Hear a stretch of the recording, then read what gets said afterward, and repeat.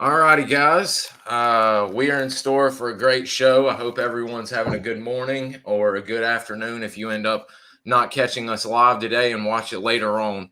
I'm very excited about this because I've read, or if you've read, Mr. John Plaster's book, Secret Commandos, or the book I keep mentioning, Mr. Stephen Moore's Uncommon Valor. This man's name should be fairly familiar. Mr. Michael Wilson, full name. He served at CCC with RT Arizona, and he served in several capacities that we're going to hear about. He carried the radio, and he worked his way all the way up to leading the team for a little while. He was injured, came back. He ended up also flying Covey, and if I'm not mistaken, I'm going to end up getting it mistaken. I believe he worked in the S2 shop for a while, and then took a little time off after he went home from Vietnam and ended up in Rhodesia. We are probably going to hold off on Rhodesia information. We're thinking about doing a full Rhodesia episode to kind of cover it in full and not get cross streamed. So today we're going to do it SOG style and handle that. And without further ado, I'm going to let Mr. Michael give a little bio on himself, and we'll get into it for the day. So, Mr. Mike, floor is yours, sir. Okay, well, starting with the background, I do not come from a military family. My father was too young for World War One and too old for World War II. So, and they were not really crazy about me doing it. And exceeding my family's wishes, I went to college instead of going into the Marine Corps as I would have liked to have done when I graduated high school. And I went to Michigan State. I was an indifferent scholar at best. And I did join the PLC program, the Marine Officer Training Program. And I received some really excellent training. I dropped out of Michigan State in my fourth year. I was disenrolled from the program and put into the reserves. And nothing much was going on. We're talking about the middle 60s when things were just, I think I completed my active duty or my active reserve in 65. By 68, I was not on a particularly good life path, and I figured I better make some changes. And I figured if I went to service and went to Vietnam, it certainly wouldn't be boring, and it wasn't. So I called a Marine recruiter initially, and I had successfully completed all my pre-commissioning training. I lacked a trimester of graduation. I had an excellent record in reserves. I always held billets, 2 or 3 pay grades higher than my actual rank. So when I called him up, he started talking to me the way you talk to a high school senior. Well, if you're good enough, we might consider you. And I said, hey, I think I've already demonstrated that. He got me so irritated that I went and talked to the Army recruiter, who got me interested in special forces. And at that time, you could not enlist as you can today for special forces. Mostly guaranteed was a shot at the pre-airborne physical, and if you passed that, you could take the special forces qualification test and so on and so forth, which I did. I did my AIT at Camp Crockett at Fort Gordon. It was set up out in the boonies there as a realistic training, and boy, it was. I think I lived better when I was in the FOB than I did at Camp Crockett. We have World War II Quonsets, with plywood floors. At least we didn't have to wax floors or anything in Buffalo. But no shower. Near a shower point, which might or might not work, was about a mile away. So personal hygiene was accomplished with a hose and the cook tent across the street. And but it was excellent. I have to say that was some of the finest training I've had. It was what I got at AIT. I was 11 Bravo. I went to jump school, and a whole bunch of us kind of started falling in together and ended up in training group. And some of them were tragically killed. Very good friends of mine. 2 of my best friends, Dennis Bingham and Randy Ray, were both killed fairly early on in their SOG careers. But anyway, ended up in Vietnam in April of 1969. And they'd done some of their, whatever they were doing with teams at the point, and they assigned Twiggy Dean and me to RT Arizona. awaiting at 1-0. It was going to be a lieutenant. We found it was going to be a Lieutenant Young, and there were two of them. One of them was pretty good, and one of them was not so good. So we were very pleased when Jim Young showed up. And he took us in for 2 missions into Hotel 9, wiretap operations. Somebody had found a wire. We did an in and out. They extracted the team that found it, and we went in with a recorder that you plugged into the phone line that we had found. And everything went well. We got a day or two worth of traffic, we thought. Turned out they hadn't properly briefed them on how to set the thing up with the ground, and all we had was a couple of days worth of white noise. So they sent us right back in to redo the whole thing, and there was nothing. The wire was dead at that point. So we came back, and Twig he'd about completed most of his tour. He had 3 Purple Hearts, so he didn't have to go to the bush anymore. And he was going on R&R to Hawaii to see his wife Eileen, whom he loved very much. He was when all the other guys are going down to the village, Twig was with his wife. So anyway, so that took him out. So I moved from 1-2 to 1-1. And then they took Jim and sent him to Covey Riders. They decided he was going to be a Covey Rider. So in the space of a week, I went from 1-2 to 1-0. We had the yards were very good. And my first mission was in the Juliet 9.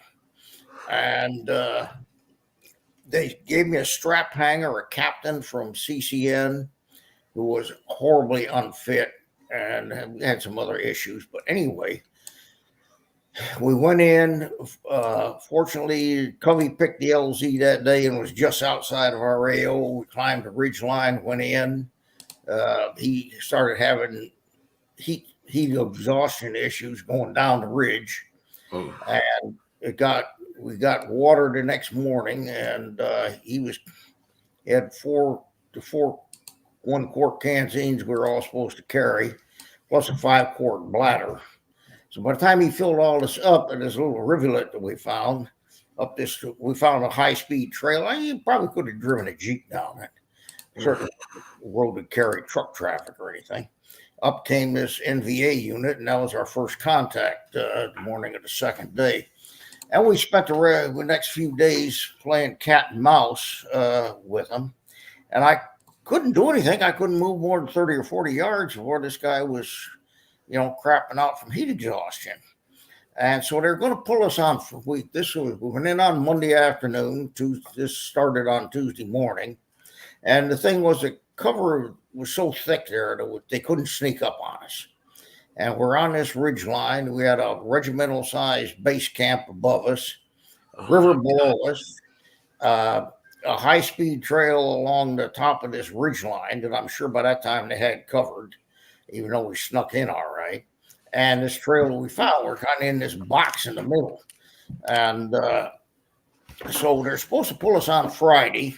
And they had a company in. Captain Ron Goulet was commanding. Lieutenant Peck was his XO. And a new kid found what he thought was a dud RPG-7 round. Brought it. They had an old call. He brought the thing in. He was flipping it in his hand. Everybody's eyes got big, and they said, "Take that thing very carefully outside the perimeter. Set it down with that end away from you." And he got nervous, dropped it, went off, killed Captain Goulet, who was a superb officer. Took one lung out of Lieutenant Peck, and some other injuries, including the guy who did it. And I was sitting there listening on the radio because they were coming to get me when all this went down. I said, well, there goes my extract for today, because they couldn't leave the company out there without a command element. So they pulled them, and I got them right up to last light. So the next morning, we were priority 1. We were moving to an LZ. There was a little clearing we came up on, maybe 3 meters across by 5 or 6 meters wide. And I was number 2 in the file behind the point man, or 6 of us total. I'm sorry, 8 of us total. 6 yards and this captain and me. And the point man called, waved me up. He pointed, go straight across or go around this little clearing. And I stepped up, and that's when they opened up. And I think it was just an observation element in there. Was afraid he's going to get stepped on or something. He was pretty well concealed. And I got hit in the right shoulder, gluteochromian process, which is that bone that goes out over the joint, back through the posterior deltoid and rotator cuff. And I could move my lower arm, but I couldn't move the whole arm. So I was in rough shape and on that score. So we worked the area over pretty well, though, and moved by a different route to a bomb crater that we're going to use for an LZ. And in the thing, 3 of the yards were wounded. One of them didn't look bad at all, but he was pretty well gone by the time the choppers finally got there. And this was, we got the first contact was at 11:30. And they finally got the 3 of us who were wounded out at 4:30. And I had given my last bottle of water to this, to my 1-1 the night before. So I'd had 3 quarts of water in 5 days, and plus a blood loss. I was in and out of shock. And we're using the McGuire rigs then. That was before the stable rigs came. And the interpreter, who was also wounded, had one good arm to use, and I had one good arm. We dragged the guy who was really badly hurt out there and got him into his McGuire rig. And finally got the chopper, the slick overs, got hooked up, got lifted off, and we're up on the side of a ridge. The ground was falling off. The chopper was going up, and got to what looked like 500 or 600 feet AGL, and hard to tell because it always looks more when you're looking down than when you're on the ground looking up. So anyway, I was thinking, well, I guess I'm out of that. And I remember what First Sergeant Norman Donian said at a 1-0 meeting about a week before, that you're not safe if you're on the ground at Doc Toe. About that time, I felt the chopper lurch.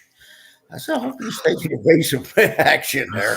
It wasn't. He'd been hit, and we were going down. We're over triple canopy there, and we're auto-rotating down. And I knew if I got dragged through that, it was going to be, there was no doubt what was going to happen.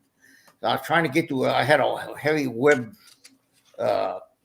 webbing vest on, canvas webbing vest for my load bearing thing. And I was trying to get to a knife I had under it to cut the rope when we got about 10 feet over the canopy there. Then I saw it ease off to double canopy and then the single canopy. Let me not be too rash here. And then went to bamboo, and he put us down in some elephant grass right on the edge of this river. And he was trying to put us in the river to give us a soft landing. And this would not have worked because I'd never come out of it with one arm working and 40 pounds of gear. I probably couldn't even shoot a weapon. I don't think I'd ever come out of that river. And I couldn't shoot very well anyway. So they had all kinds of people. And I did the best left rear PLF of my life, but I got wrapped up in the rope. And I looked up looking for, because I heard a lot of shooting. For somebody to shoot back at, and there was a king bee sitting there, and looking out the door was Boxy Knock, the Arvin medic. And he gave me, are you okay? And I said, yeah, I'm okay. And he went and he got when the pilot tried to pull pitch to give us a softer landing, we just about going to flipped the slick, and the edge of the roof came down on a door gunner. If that didn't kill him, it caught fire right away. So anyway, Boxy Knock got the 3 survivors of the slick crew back to the king bee, came out to me. It was so loud. I mean, those king bees were loud. There was a couple of machine guns firing at it from within 100 meters. It was a bit of a hectic, noisy situation, a bit chaotic. And they were trying to get this rope off me. And I was trying to tell him I got a knife, but he couldn't hear me. He said he ran back to the king bee, got a knife from the crew chief, came back, cut the rope, got me over there. Here's 125 or 130 pounds of Boxy Knock trying to lift 165 or 170 pounds of Mikey. into this thing. This big strapping American aircraft commander. We kind of tracked one another, at least to Japan, because he was medevaced out of country too. And he just reached out with one hand and snatched me up in there with one hand. So that's what adrenaline will do for you. And he went back, and somehow my car 15 got dropped. He made one quick trip to get that. And I remember all that pretty well. But I was starting to go out by the time we got I remember lifting off, and I remember passing Ben Head. Somebody said something, and it kind of brought me out of it for a minute. And then I vaguely remember being transferred from the King B to a dust off at Doc Toe. Next thing I remember was waking up in the ER at the 71st Evac in Pleiku. So, and, I did a lot of agonizing whether I should have stayed or not. And looking back on it, I would have had 3 Montagnards would have had to carry me around. Essentially, if it had been reversed, then they'd shot the thing down with this other guy in there. And I was in pretty rough shape by then. Yeah. And it's, I don't think it would have been but I was pretty damn happy when they got him out, the rest of the team out the next day. I don't, and looking back at the whole thing, anyway, I was slated to go to Japan for reconstruction on my shoulder. And so they sent me over there, and there was they had a DC-7 or something, like an old gas engine prop driven thing they used for a medevac flight from Pleiku to, I guess, to Cameron Bay. And got in, and I was in the litter. These things were stacked up. They were just stretchers, stacked up one on top of another, about 6 inches clearance over you. And no sooner I get on there, of course, I've been on IVs and everything, I had to relieve myself. Oh, no. Pretty decent whatever. She's a strawberry blonde Air Force lieutenant flight nurse. And I said, "Excuse me, ma'am." I said, "I get up. I've got to urinate." And I was being pretty polite at that point. And she said, "Well, no, you can't get up." And I said, "Oh, then what is your solution, ma'am?" She said, "We got just the thing." She said, "I'll give you a piddle bag." And they had this little Ziploc bag, quart Ziploc bag, and on the side was printed piddle bag. I said, "You got to be kidding me. I got one arm. It probably would have worked if I at least had 2 arms, but they put me in a cast to ship me. So I had one arm trying to work. I had to hold the bag, hold me and everything. And the predictable happened, it backed up and overflowed. And I said, "Excuse me, ma'am." And everybody had a bunch kind of watching this interchange. And she said, "What is it, Sergeant?" I said, "The piss just backed up and ran all over me. What are you going to do now?" So anyway, I was not her favorite patient by the time we got to Cameron Bay. So I went to Japan, and I was really, really fortunate. I consider myself blessed. They sent me to the 106 General Hospital at Gashini Barracks in Yokohama. And the surgeon I got had just finished 4 or 5 years residence at Yale, New Haven. And he had all the latest techniques. At that point, before that, they would have put me in a cast, and it would have been on and on. And he said, he was the second orthopedic guy that said, "If you ever use this right arm again, it'll be 6 months to a year of intensive physical therapy." And I said, "Well, you're not talking something late now, sir. You're talking airborne still." And I was working in the dark, but it made me feel better and mess with a leg doctor and all that. So he said, "All right, airborne still, just don't get your hopes up too much." And he came to me the night after surgery, and he said, "Sergeant Wilson, you got 2 options.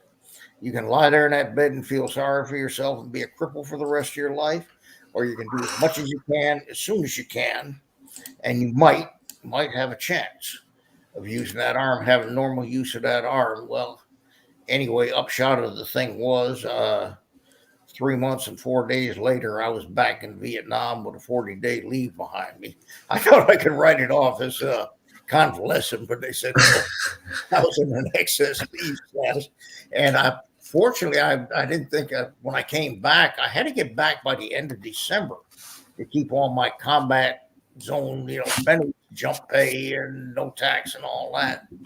And I said, they're not going to ship it. All this anti-war stuff was going on, around the holidays in '69. They're not going to ship anybody, and cause all this nausea. I got out there to Fort Lewis. It looked like a Cecil the mill production, cast of millions running around. I said, uh-oh. So I went and looked for the movement NCO, and he was a staff sergeant. He had a 4th Division combat patch on. I said, hey, listen, son. I said, well, you're 4th Division, you're Fire Base Mary Lou. Oh, yeah, we up there, we got chit-chatting, and all of these come down and buy booze at our club there and all that. And I said, look, I got to get back in country by midnight of the 1st, by midnight of the 31st. He said, I can't get you on the next flight. It's full, but I'll get you on the next one. And we touched down at Cameron Bay at 10 minutes of midnight on New Eve. And that was the night, and we were there. And then we went to Nha Trang to process it with 5th Group. And we're getting on a blackboard the next morning at 0:30. And the loadmaster says, oh, you're going to FOB too. The sappers got in and blew the talk up last night. And I thought, I said, no. As we circled the area, I looked out the window at the smoking ruins of the talk and all that. So when I came back, they put me in a 2 shop to let try to let my shoulder get a little bit better. And I spent I guess about 3 or 4 months. And then I couldn't get out. We didn't get on. I spent a lot of time up at Dock Toll and every kind of off the wall thing they could come up with, putting all of the funny money and all that, distributing that before they went in and all kinds of other nasties, but just so they could get rid of me. And one guy was there was a NCO. I saw his list. One of these lists was killed doing these bird dog operations. They send somebody up with a handheld camera to look for things about 300 feet AGL. And of course, the NVA didn't bother you going in, but there was a Covey sitting up there just out of view, and with fast movers and stuff online or on call, and they come in and work it over. And well, now they wanted us to go back in and do photo DDAs. Well, by this time, these NVA were pretty annoyed. Mm-hmm. Killed a few of them. Their dinner was spread all over the compound. And they knew the fast movers had expended, and they had nothing left to lose. And this guy was hanging out the window taking a picture to the round of the head. Mm-hmm. All the officers and senior NCOs in the 2 shop decided that maybe they didn't need those air medals after all, and they decided to express a desire to do it. And they said, Sergeant Wilson, you should want to do some of these photo recon ops? I said, sure, sir. And so I started doing those. But anyway, they wanted people in recon. And I guess Major Lee came to me, the S3. Would you be willing to go back to recon? And of course, I guess they were just deep sexing my request for transfer out of the 2 shop because he apparently didn't know that I've been trying to get out of there. I said, well, I guess, sir, so I saw an opportunity. I said, I'd like to go back to Arizona. Can we arrange that? And he said, yeah, sure. And at that point, let me see.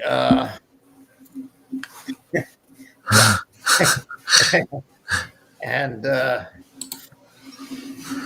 Ruff had taken over. Snuffy Smith took the team over.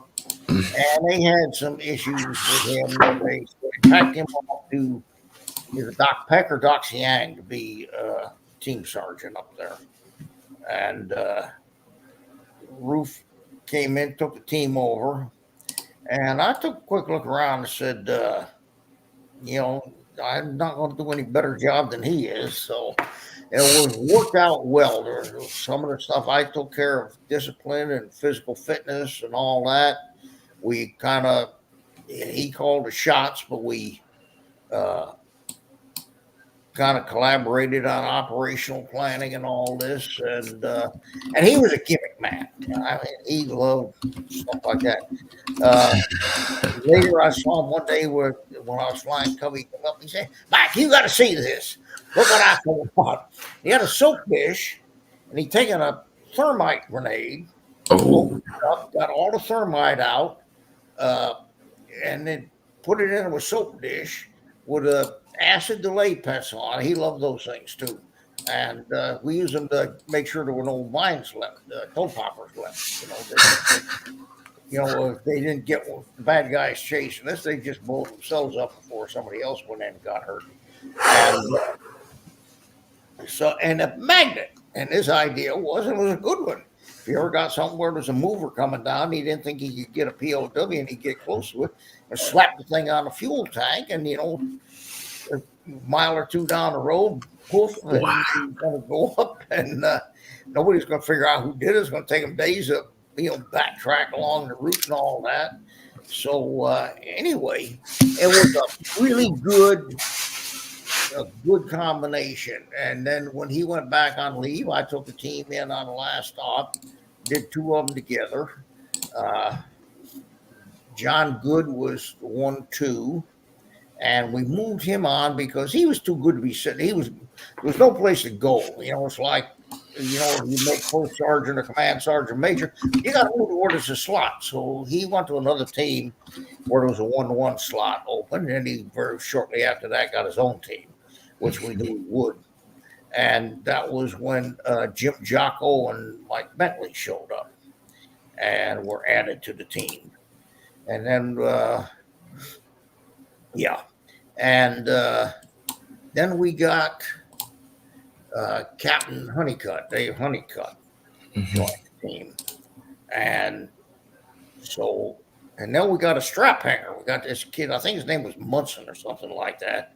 He'd been Ralph Munson, yes, sir. Yeah, and through no fault of his, he'd been there 6 months, and he wanted to go to Hawaii. Hadn't been to the bush, but he wanted to go to Hawaii. And it wasn't, they kept reorganizing teams, and so he never got to the bush. And Forrest Z. Todd took one look at that application. You're not going to Hawaii. You're going to the first op was going to the bush. Who's on the top of the list? Arizona. You're going to Arizona. So he went in with us, and then we got a bunch of us wounded on that minor stuff. That's where I got my John Kerry Purple Heart. I got his little piece of flame. I went to the medics to try to get picked out for souvenir, and they reported to 5th Group Surgeon. Next thing I knew, I was getting a Purple Heart, which I didn't want. So I didn't feel something like that merited a Purple Heart. So anyway, yes, one told me if I knew the amount of paperwork was going to be involved in refusing an award, I wouldn't even think about it, so I could shut the hell up and get out of his office and be there on Saturday morning at the A&D ceremony. And that's the picture there. It's got a picture of me and Mike Buckland holding a thing with he was in a one shop then with all the medals, and not that one. Oh, that's a one. That's plaster, I guess there. Yes, that was. Let me see if I can find that. I know I've got it somewhere. I know it's in the book and all this. That's Jason Hardy's book there. So anyway, and Colonel Scalise's pinning the thing on. But anyway, so they got a mission. They called me in. They said, "You're secondary on a mission." And we'd gone to on this thing. The worst injured was Captain Honeycutt. He had a partially severed Achilles tendon. Now, so usually, we got to getting over stuff. And, several of us had minor stuff. I mean, So we went to Doc Toe to absorb some rays, do some training, and hang out. And they put a team in. It was the Americans were from CCS, and they gave me yards from one of our teams, and they went into Juliet 9. Ooh. In a world of hurt. And my second one, Ruff, Ruff didn't like the one we'd done before. The terrain was kind of rough. And so he went and picked a target. That's the one I was talking about. That's Mike Buckland at the extreme left there. And I forget the name of the guy to my right. But anyway, that's Colonel Scalise, Lieutenant Colonel Scalise, giving the awards out. But anyway, Ruff picked this area because it had nice terrain. And I said, oh, that's nice. And where is it? He had a map folded up the way we did for, just to show the 6-click by 6-click AO. And he said, oh, well, it's here. Then I said, where's Leghorn? He's about 16 Ks, east or something. I said, wait a second, Ruff, open the goddamn thing up. He opened it up, and I'm looking. I was about 2 or 3 Ks from where I got my real deal Purple Heart. And I said, this is not a happy place for me. Anyway, went in, sure enough, got another Purple Heart, just a rinky-dink one. So anyway, he took off. He went back to the States on a special leave because he re-upped. And so we were up at Doc Toe. Now, I got one American who'd been on the ground by the time I was trying to do some work with Jocko and Bentley. And I had one American with Captain Honeycutt had been on the ground, still getting over a partially severed Achilles tendon. So we found out about this team. It was a 6-man team, was 2 U.S. and 4 yards. And every time the choppers try and come in, they had so much stuff in the air. They knew roughly where they were, and they just mortar every possible LZ in the area. And so we're sitting there, and things were getting, more and more dire. And I knew I wasn't going to, that's not a place where you train somebody never been on the ground before. So I asked my interpreter if he would go in with me, just the 2 of us. And, that would have made 2 at that elevation and temperature and all that. Would have been 2 chopper loads. I said, if we can't do it, the rest of the team's not going to do it. It's going to take up the company, So Captain Honeycutt said he knew it was serious business. We came up, we had our rucks there with our webbing hung over them, and we were in our go to the bush costumes and all that. And that would have been my time for glory, but I was quite happy it never happened. I didn't have to go. They got out of the area and they pulled them, and I heaved a sigh of relief. And then they came up with this other one. They said, you're going to mine a road. They, the higher headquarters, I think it went right up to the top, wanted to get some of these roads mined.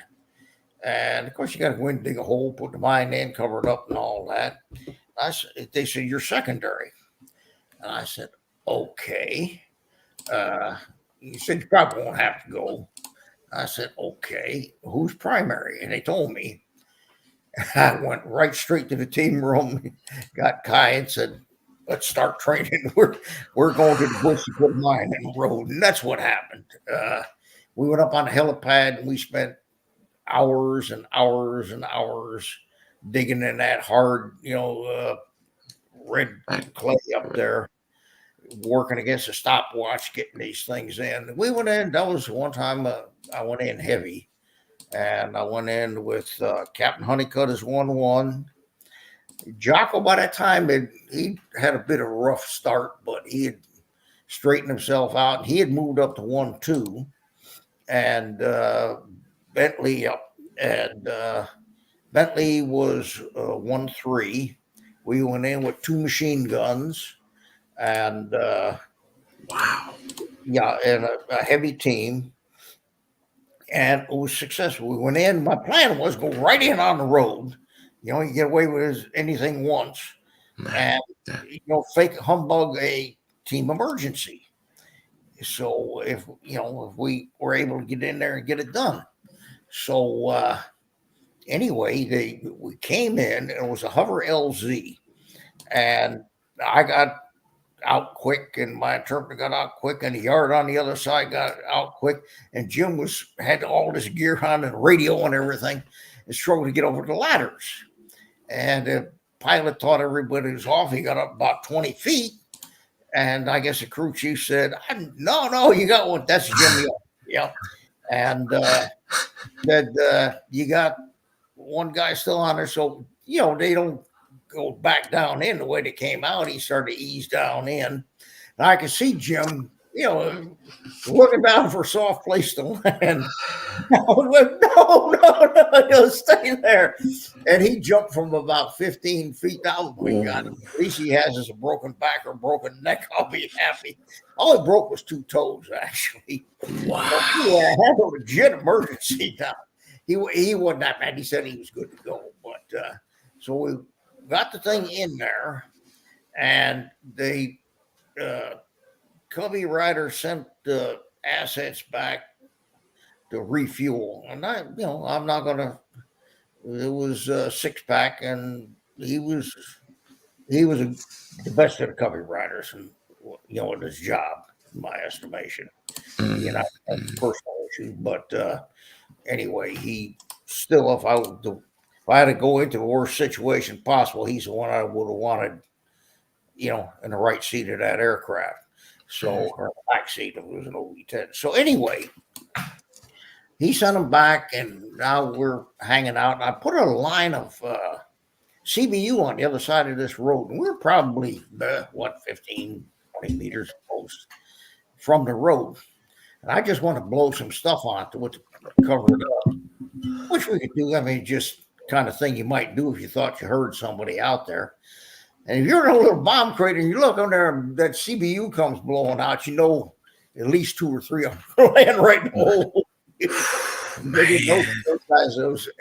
Those hobos were amazing. I mean, the stuff that you could walk them in 10 meters at a time, which is what we had to do, So, but anyway, we got pulled out, went back. It was the perfect op. We went in Sunday afternoon. We're back in time for Sunday evening steaks. And I got a message of congratulations from Admiral McCain, who was, John McCain's father, was SINCPAC on the operation. So anyway, then they decided they're going to break the team up. They couldn't have 2 1-0s on one team, and so I mean, it was a fantastic team. And sometimes you need to know when to leave well enough to hell alone. And so I got a chance to go fly Covey. I did that for a while, and they sent me to Saigon for a few months for what I thought was going to be a real job. Turned out was to be a gopher for they had a captain, a master sergeant, and 2 staff sergeants who were the gophers for this facility that Op 35 had. They had a handball court and all this. It didn't take long before, the bright lights of Saigon that dulled for me a bit, and I asked to go back up country. I did, and I ended up the tail end of my tour as operations sergeant for Recon company. And I got to the point I'd already extended my EPS and my bureaus, and I couldn't extend again. I either had to grab a burst if I was going to stay there or get out. And so at that time, it was clear that the war was not a winning effort. And the only thing that was an inducement to stay was any off-the-wall thing you could think of that might be useful in a future war. They were pretty much willing to let you try. And when they broke the team out, they kind of did it. And so anyway, I opted to get out. I could have gotten a commission, but only a 2nd lieutenant. I was coming off on 31 then. I got out on Deros in August 1st, 71. And I was going to be 31 in November.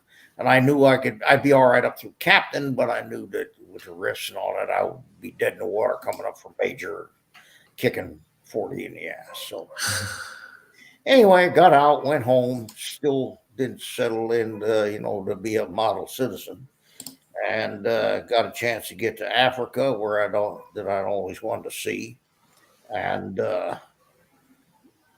went and spent 5.5 years in what was Rhodesia when I got there. It was Zimbabwe when I left, but that's, I guess, a story for another day. And I thought there were a couple of really bad command decisions. The first was to send a 1-0 with a cobbled together team, an unknown factor. Should have rung some alarm bells that CCN was willing to part, with an officer who supposedly had ground experience. And nobody bothered to check, but to send any 1-0 had never been under fire in a Juliet 9. I didn't, looking back on it in retrospect, of course, I wasn't going to turn it down. If you had that kind of if you had a mentality to turn down an opportunity, you had no business in SOG. That's simple. But you look at wiser heads say, no, maybe we'll send him someplace else for his first go around. And just the training for a week or so. This was just something thrown together in a flash and a blur. I would have soon found out that this guy had fitness issues and issues with dealing with the heat and all that. So anyway, that was one bad command decision. The other one was breaking up Arizona, splitting Ruff and me up. And fast forward, now we all kind of lost track of one another when all these books started getting written. All of a sudden, they were making connections. Jason Hardy was the best. He was the one that did all the research and hunting down all these people.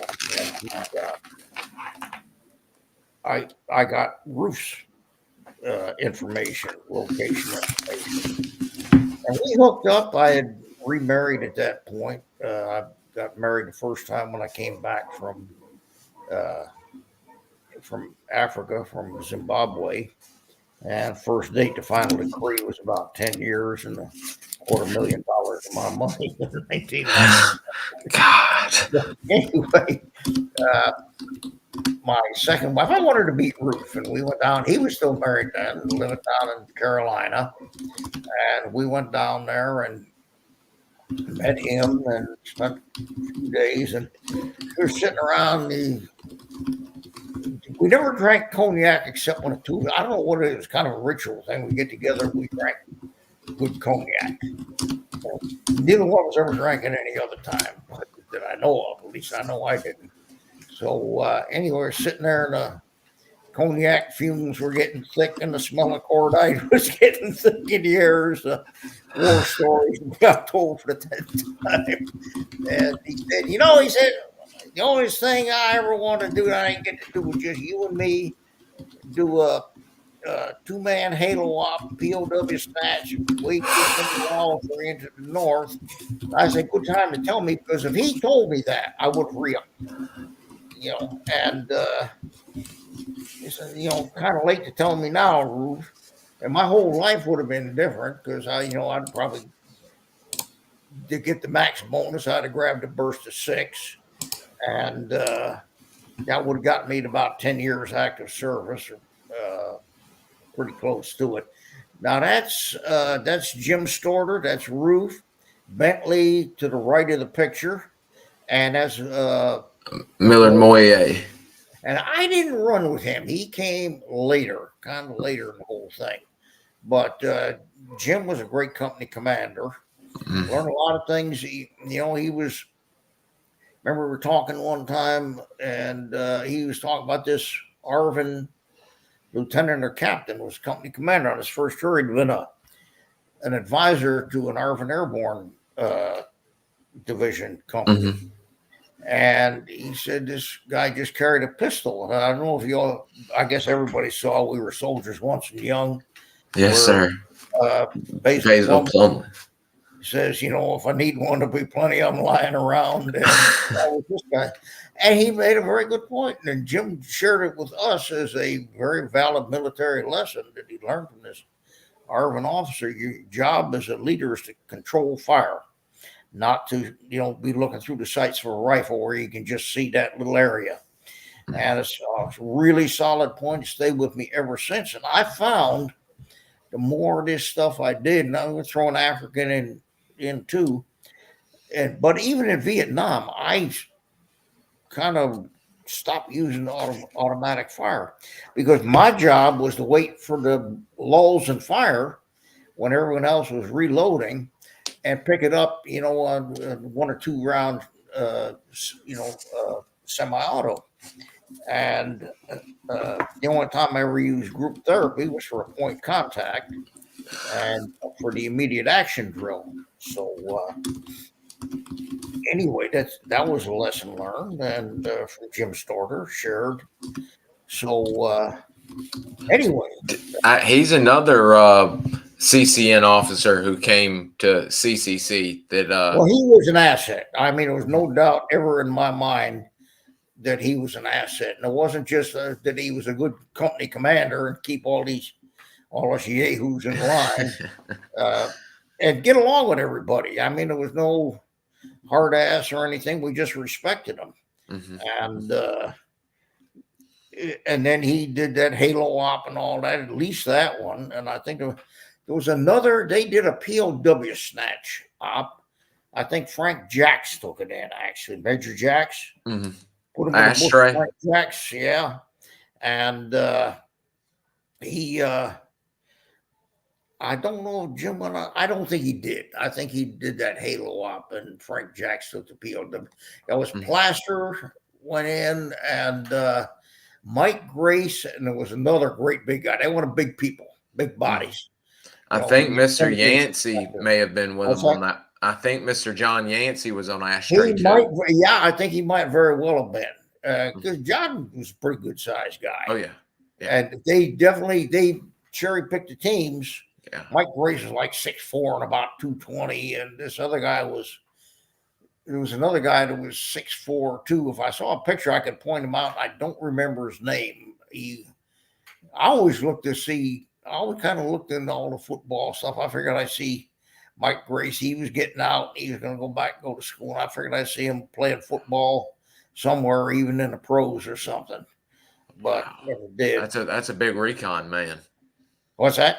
I said that's a big recon man. It is, and that was the whole thing with California. When Baby Huey wanted to go on and up, he had 18 years service. I think it was certainly a sunset tour in Vietnam. He wasn't coming back to Nam again, and he'd be getting out as an E7. And he was one of the most highly qualified comms and crypto guys in the American Army. And they did not want him falling into enemy hands with all the knowledge he had. And he was like 6'4" and probably 220, 225, something like that. And he and John were great buddies. And I said, John, who's going to pack his big ass out if something happens? And John said, I don't know. I'm just hoping. He said, I'm going to get him in. I'm going to try and get what I hope will be a dry hole so he can, do what he thinks. Because maybe he just didn't think it was right to serve 18 years as a Green Beret and never get to the bush.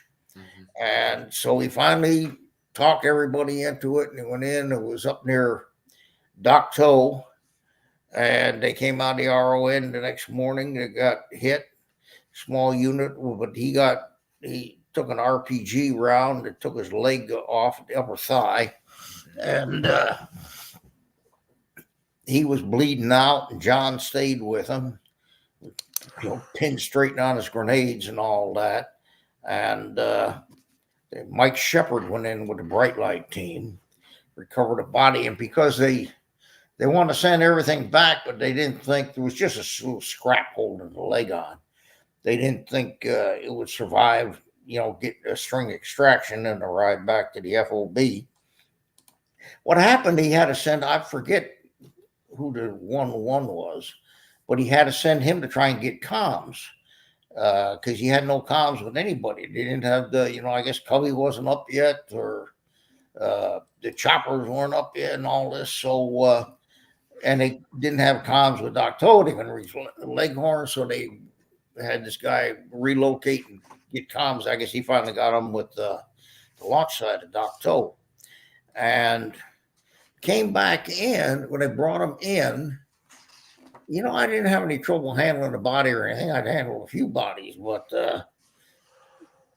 that the one time I've ever wanted to just cut and run for the sake of cutting and running was holding that damn leg. They had that thing tight. I don't know, it must have taken them 10 minutes to tie that thing in there.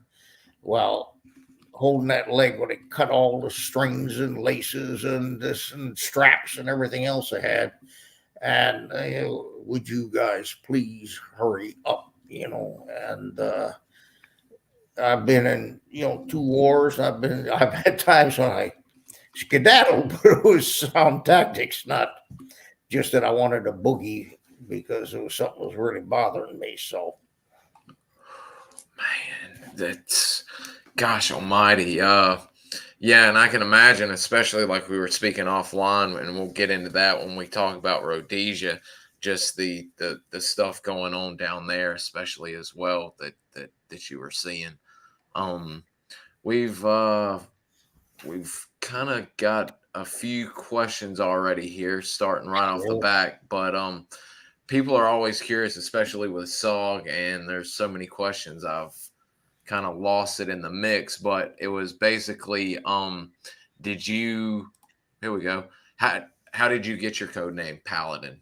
I picked it. They're going to give me something else, and that was from the TV show, Have Gun Will Travel. Mm-hmm. That's where that came from, and I picked it for myself. Wow. Okay.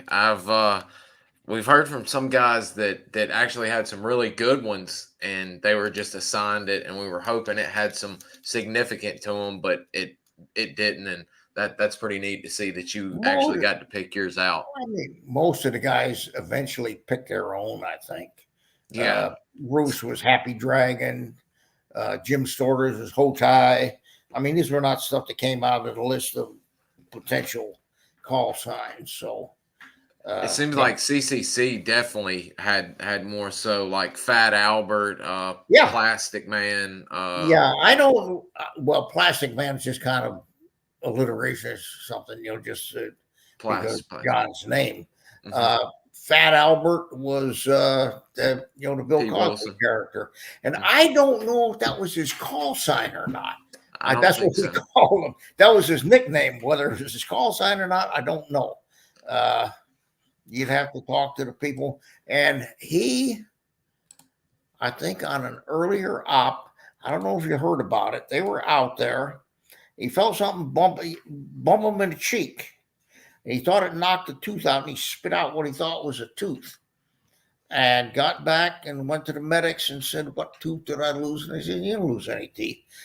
He spit out the world's greatest souvenir. This thing had hit and run around the side of his face. It must have been, these guys were out there. Ruff went into a bunker complex in the middle of the afternoon one day, rooting through and getting diaries and all that. And some of these guys were there 10, 12, I think the longest was 13 years in this one little back end of nowhere platoon complex. And I think some of the ammo, I think a few guys survived because the ammo got damp over the years if they didn't have anything. And I think that's what happened, because a couple of them got wounds that one of them ran around under his skin or something. I think they picked it out of his neck. But I think it was Fat Albert spit the thing out. Somebody spit the bullet out that hit him, Boy, that's a wild one. And we did, I'm forgetting who was telling us that they were on a hatchet force operation. Maybe it was Joe Parnar or Mr. Terry Cadenback at CCC. One of the gentlemen on his first operation got shot, and it was above the eyebrow and went into the scalp hairline and came out his shoulder blade, and he didn't die. He was out for a little bit, but got up and was able to fight until right like QRF got in there. Yep. It's amazing what adrenaline will do for you, And then but you got the aftermath. I mean, I was really blessed that I got this particular surgeon I got. In fact, many years, decades later, my wife and I were raising Australian Shepherds when our national specialty. I had actually hurt the rotator cuff shoeing horses in the early 90s. I knew he'd gone to Yale New Haven. I went to their alumni association. I said, I need to find this guy. He put my shoulder back together and did a hell of a job in the first place. And I said, I may be having some problems. I may need more surgery. So she got me his address and all that. Well, anyway, that didn't come to be. It healed itself. The rotator cuff healed itself. But a few years after that, we were up there for this national specialty, and I had a day in the middle between the herding events and the confirmation events, which my wife did. Mm-hmm. And I made an appointment to go in there. Let's see, I got hit in 69, and this was, I think it was 31 years later, and I thanked them for 31 years of a normal life, such as normal life as I had. You got to meet, you got an appointment with him. Yeah, went in and we chatted for 10 minutes or so, and he had actually gone from the 106 to the 71st, which I didn't realize. I'd have been right down to Pleiku in a flash and a blur to thank him, That's what I was about to say. He wasn't 71st, was Pleiku, which was a jump, hop, and a skip away. Yep. Wow. I bet that was mind-blowing for him to, and not only, as you mentioned, him being young, fresh out of Yale, being on top of the new things. I can't imagine, had you gotten just a normal doctor that was like, cut him, put him in a cast, he's alive. I'd be walking around with my hand stuck in my pocket now. Oh yeah. Flopping, my arm flopping in the breeze. But I can only imagine the proud work that when he walked in, not only that you were doing so well, but like, hey, he continued to operate after. When he was closing my file, when I was shipping back to the States, they had me programmed for all this rehab and everything. So I was going back to the States. I want to go back to the unit right then. Mm-hmm.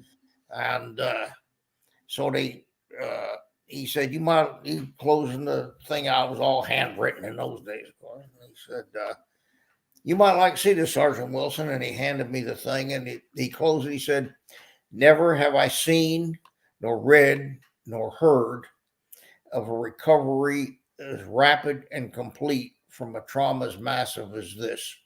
So, wow. And I attribute most of it to him, and I mean, you do, because he was literally working at that point in time it was breaking new ground. It sounds like, and doing work. I mean, he was a tip of the orthopedic spear there. And what's funny, what they did was they wired what was left of the muscle and what was left of the bone there. And the first trick, of course, was to get it come down.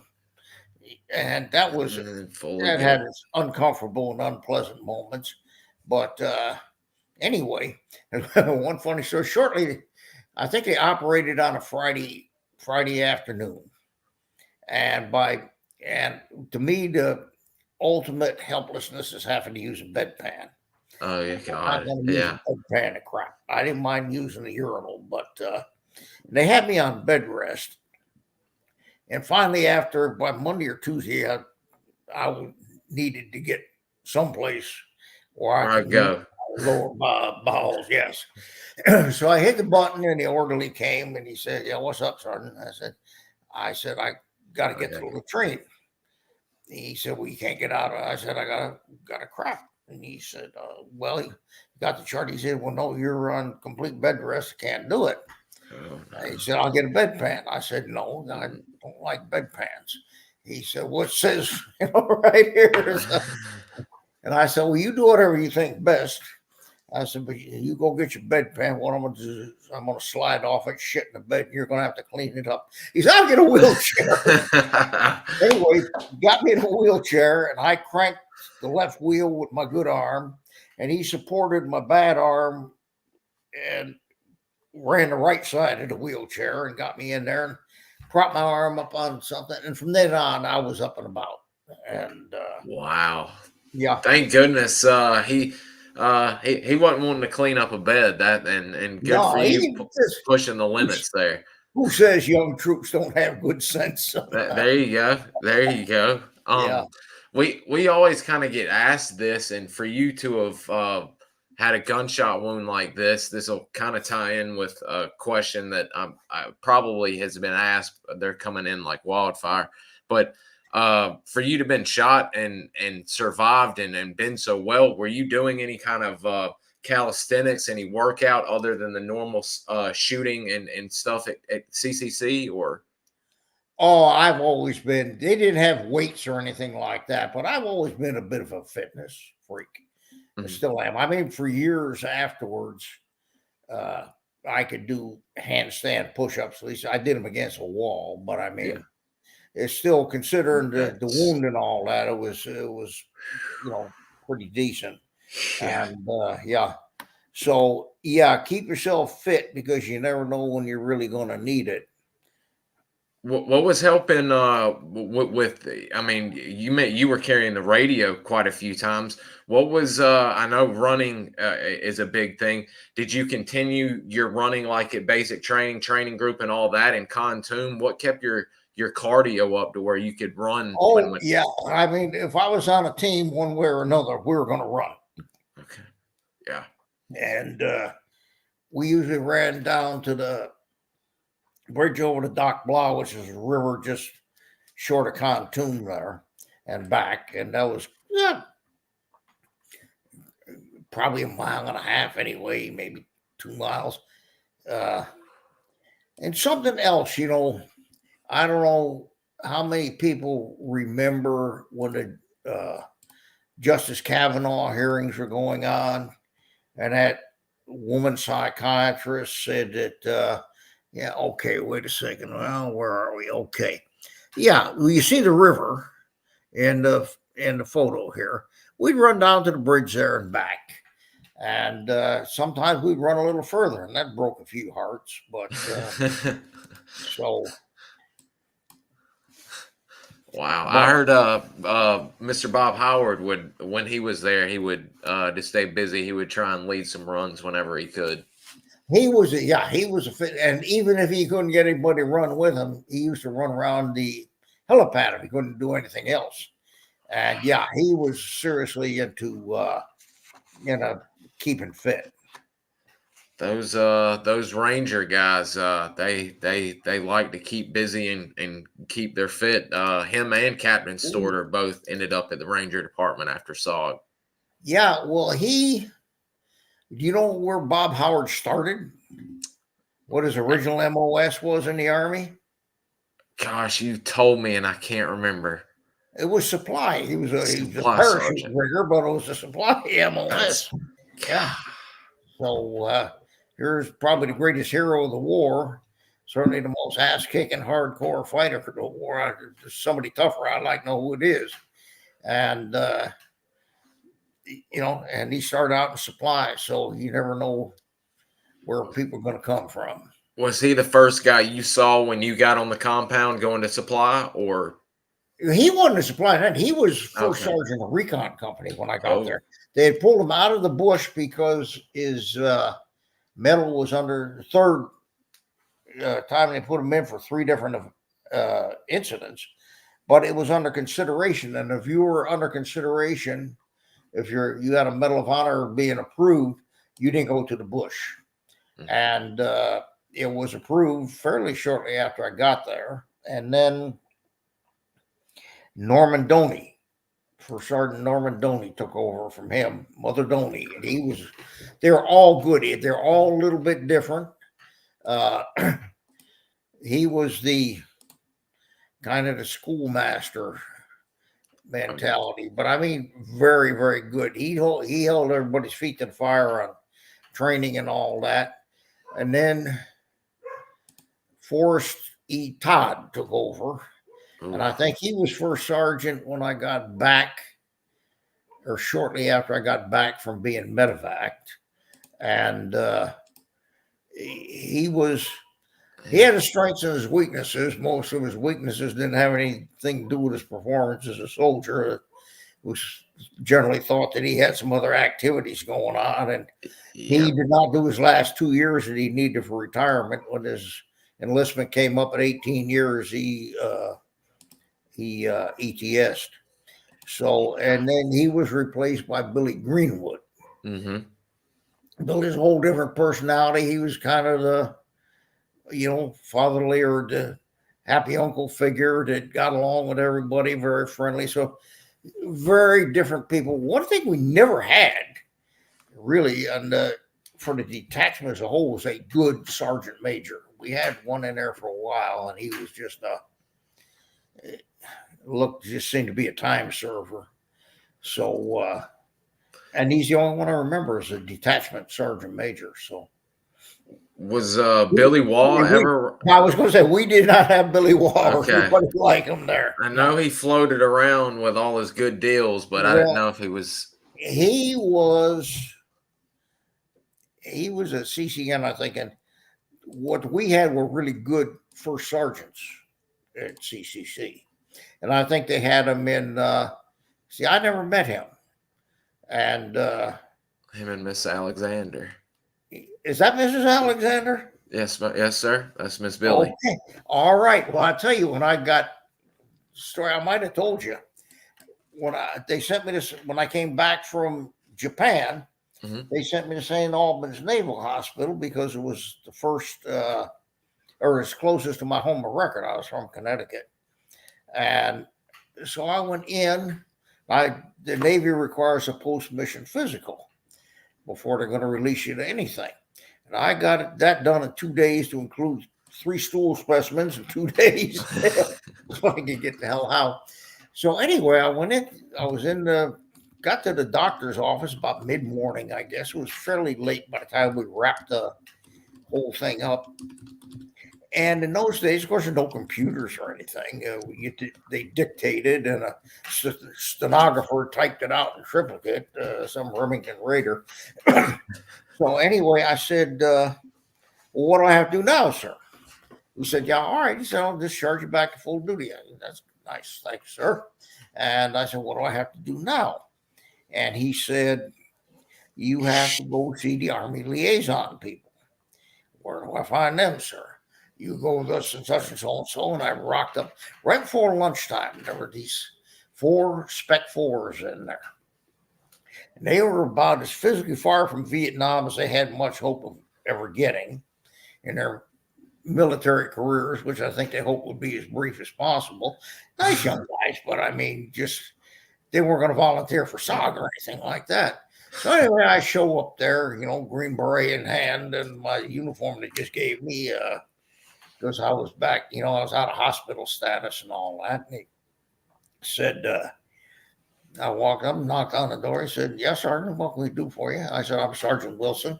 I'm here for reassignment. I said, okay. I said, you're going to have to get a hold of Mrs. Alexander in the Pentagon because she handles all special forces and listed assignments. They said, that's fine. And he made a call or two. And he said, where do you want to go? Do you want to go to Fort Bragg or Fort Devens? I said, actually, I want to go back to my unit. And the place, they were chit-chatting. All of a sudden, the place got deathly quiet. And the guy said, well, your unit's in Vietnam, isn't it? I said, yeah. And at that point, I swear one of them got up and got behind the filing cabinet. That's a maniac. He's going to go post on him. So anyway, we got the whole thing. But that was my connection with Mrs. Alexander. And the first time I saw authority well used, speaking of that, we were on orders. We finished phase 2 tactics and techniques. And the deal was if we got O&I, we were going straight to Vietnam. And we had a leave, which was a delay en route to get to Fort Lewis. And orders were supposed to be there one day. Well, they weren't. Come back in the afternoon. They still weren't. Come back in the morning. They still weren't. Come back that afternoon. They still weren't. And come back tomorrow morning. And I came back the next morning. I was getting a little bit annoyed. And, so anyway, there was this E7, Rep Jam Stealer Center for Special Warfare.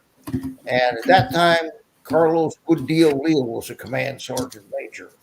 So this E7 and I were discussing their inefficiency and whatnot, and the discussion apparently was overheard by Command Sergeant Major Leo, who walked into the room and said, "What's going on here?" And this E7 started to say something. He said, "No, just be quiet." He said, "Specialist, what's going on here?" Well, and I told him the story. We were supposed to have orders every day. These guys jerked around. We were losing another day of leave before we went to Nam. And so then he said, "Well, what's going on here?" Well, blah, blah, blah, blah, blah, you know, the usual bureaucratic double speak. He said, "All right, shut up."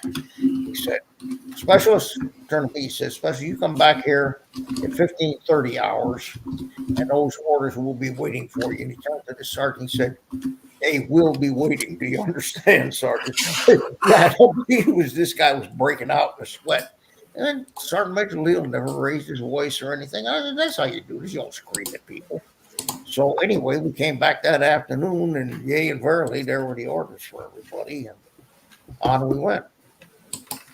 Wow. We always enjoy hearing you guys getting in the Pentagon, either calling or getting in touch with Miss A. It's amazing the magic she could work and get y'all exactly. She really did. I mean, yeah, you know, for the most part, I don't harbor a whole hell of a lot of love for bureaucrats in general. Well, she was one of the good ones. We have a registrar of voters here in Clark County. It's the same thing. They're what bureaucrats are supposed to be and so seldom are, you know. They usually end up like the nasty people in the DMV or something, or the parking ticket place where you go to pay them. So, yeah. That's the perfect example of a bureaucrat acting like a DMZ employee. Absolutely perfect. Some of the questions we've got, because I've been hamming it up here, enjoying it. But Alex was curious. You mentioned being one of the older SOG men running Recon, late 20s to 30. Who were some of the older men in camp you recall getting to work with? Who is the oldest you recall running Recon? Yeah, you could probably find out by a rank. I was the oldest of the young guys, kind of thing, of the newer guys. Mm-hmm. I think, when I got there, I was 28. And wow. Most of the guys were 21, 22, something like that. And the ones with whom I came in. But the NCOs, most of them were, you know, in their 30s. E7s, senior E7s, and some of the E8s. So I was by no means the oldest. I don't know how old Squirrel Sprouse was. I don't think he was any kid. He comes to mind right away. Norman Doney ran for a while before he became first sergeant. He was in his 40s. Actually old, but Ruff 6 months younger than I am. But, you know, there were definitely some there in their 30s, and I'm trying to think. There's a couple of older ones who were, you know, solidly into their 30s. Yeah, Mr. Norm is probably up there. Is probably one of the olders. I think he was like late, like 38, maybe pushing 40. Yeah, RT Florida. Right, and you know, realistically, even they got a lot of stuff. A lot of the time, a lot of waivers for the senior ranks, but still to make E8, it was, and that with a waiver, it was 12 years. It was 15 years service, and with a waiver, 12. And for sergeant major, it was 18 years service with a waiverable to 15. E7 was 10 years waiverable to 7. That was one of the reasons I got out. I didn't want to end up as a 40-year-old, you know, they were sending guys, not just the airborne units, conventional units. They were sending guys with 3 and 4 tours to leg units. They were not doing well by special forces. And I didn't want to end up as a 40. And even if I got commissioned, I was going to get riffed.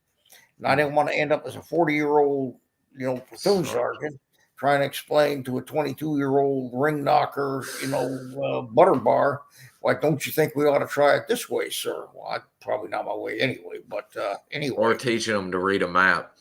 Yeah, right, exactly. So I'm just kidding, guys. But actually, seriously, you'd be surprised. There, And that, I kn- excuse me, I've talked to some people been in the sandbox, and they say they have had so much trouble with these devices that they have gone back to the map reading that they should have gotten in AIT, mm, and it was so crucial in that in SOG. We used to, Ruth and I'd argue over 10 or 20 meters where we were on that map. That's what it got down to. wow. And That's nailing it down pretty tight there. That's yeah, I mean, it really is. but It's that's the matter. That's the difference between life and death is knowing how to read a daggone map. absolutely is, and so, and you can't always get. I had some trouble with a 1-0 and I was flying Covey, and sometimes you have to prioritize. He didn't want any aircraft over his position. He thought he had people somewhere near him. And due to the terrain, the only way that we could line him up with anything where we could even do a resection, or a back azimuth was to get over his position. There was one terrain feature and he didn't want it. I told him, we could very possibly at least 400 or 500 meters out on this. And he got annoyed afterwards and went back and pitched a bitch when he got back that we didn't give him an accurate fix. But we told him at the time we couldn't, if he didn't want us near his position, we couldn't give him we couldn't guarantee anything closer than 500 meters. So anyway. And I mean that we have heard about 1-0s talking about that, but others are always welcome to hear and see you guys. Much rather worrying about if you're right on top, which most of the time I've heard very rarely that they were the pilot was dumb enough to fly straight over the recon team and all of that. Every so often usually you can find 2 points where you can do an intersection or resection or something like that. Okay. And if you can get a shiny or something like that, you can do it. But a shiny is only good for just so far. And if you got to do it on one point, off in the middle distance there somewhere, maybe several clicks away, a hill or something like that. And some of these places there were very few prominent terrain features, or a bend in a river or something like that. You got to come over that thing to really line it up to know exactly where they are, because you got about one shot at it. So it could be tricky. Oh yeah. I mean, Shoebox put somebody in between him and his left seat. They put a team in 10 Ks out. Ooh. And he felt horrible about it. I think it was last light or something like that, insertion. And he went in and asked to be relieved, which they wouldn't do. I mean, it's just something that happens. But, it's not easy always sitting up there, particularly when the weather's bad, and you can't see everything you'd like to see, to pin down exactly where somebody is and where that is and where that is over yonder. So. And sometimes y'all's maps weren't totally matching up with the terrain, considering they hadn't been used. Just what came in with the recon teams and from the Coveys was redoing these maps a lot of times. So yeah, from the French and all that. Yeah. Did Ford Drum talking about flying and taking photo missions? Did you mention Mr. Mike Buckland? Did you know Mr. Mike and Ted Wicker? I knew him well. I mean, we went. I think we went back. We certainly went back to training group. Wow. And we went through O&I together. They had a real need for junior intel sergeants on the A teams. Mm-hmm. So O&I at that point, Operations and Intelligence, MOS, you're supposed to be E7 to get in there, or E6 on the list for E7. And you really were supposed to have it to make E8, because that was a requirement for team sergeants, team intel sergeants, and, So anyway, they needed these junior intel sergeants on the A teams. So they ran a board. And of course, when they run a board and they want something to work, they're going to find the bodies. They had a whole backlog of people, and they got 43 of us, I think, that they ran through O&I. And I mean, we were some of the better students in there. And I think 42 of us made it through. So the couple didn't make it, but And we thought there was another guy, Gerald Wilson. He was killed later. He was one of the, I knew him, he's one of the tax there, I guess. He doubled as one of the tax at Alpha Company. And he and I thought we were duking it out for number one in the class academically. He had some guys from reservists from Florida, from a reserve unit down there, and they'd run them through the thing, I guess, before they came up there. And we suddenly found halfway through, didn't know we were duking it out for third and fourth, and that's where we ended up. I mean, and these were scores all, like 95 percentile. Wow. But these guys, they got 1 and 2. I think it was like 97, 96, 95, and 94, like something like that. Wow, so they weren't messing when they got there, almost all the guys that did it went to SOG. A couple went to the Mike Force, but most of the people did not end up as junior intel sergeants at A sites, which is the whole object of the exercise in the first place. But SOG got priority, and I guess the Mike Force probably did too. So, wow. Since you've got experience, there's great questions today, guys. With your experience flying Covey, you can kind of cover both ends of this question. Jason's curious, who were some of your favorite Covey riders? You've mentioned a few already, to have in the air while you were on the ground. And can you explain how important it is to have a good FAC/Covey rider in the air? The best of them was Larry White. Mm-hmm. I have 6-pack. Everybody else was pretty good. 6-pack was probably the best. And but everybody was good. I mean, there were no bad ones. If you got to that job, you had to show somebody something. Exactly. And you depended to a certain extent on your left seat. We had some of the guys, we had one Covey 528, we call him Astrofac. Everybody did. Because he didn't want to get down there on the ground and look at things close up. So, and so you were to a certain extent at the mercy of the guy there. But most of them they knew what was going on down there. They heard on the radio what was going on the ground, and they were pretty happy to do anything they could within reason. And they would hazard aircraft and all that to get you in if you thought you needed to. So, yeah. Wow. Did you, talking to Mr. Larry personally, I was always surprised that, and I guess it's just literally on the job training, going from knowing your job so well on the ground to getting up in the air and knowing what to look for because you've been on the ground. But I mean, there's literally no training for a Covey rider. It's one day you kind of get asked, and then you're flying and working teams. Strictly OJT.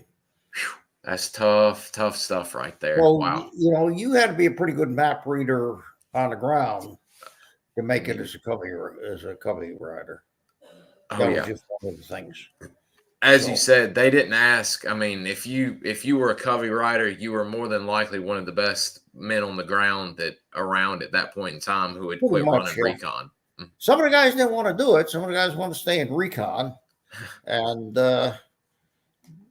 I wanted to fly. I just had a thing about flying. There was a chance of getting an airplane. So, yeah. I was about to say, I could see why. I mean, from talking to some of the pilots who flew y'all, we've had on recently, to other guys that have flown as Covey riders, it's one hell of an adrenaline rush, it sounds like, in those birds. Yeah, it is. And it's some of these things,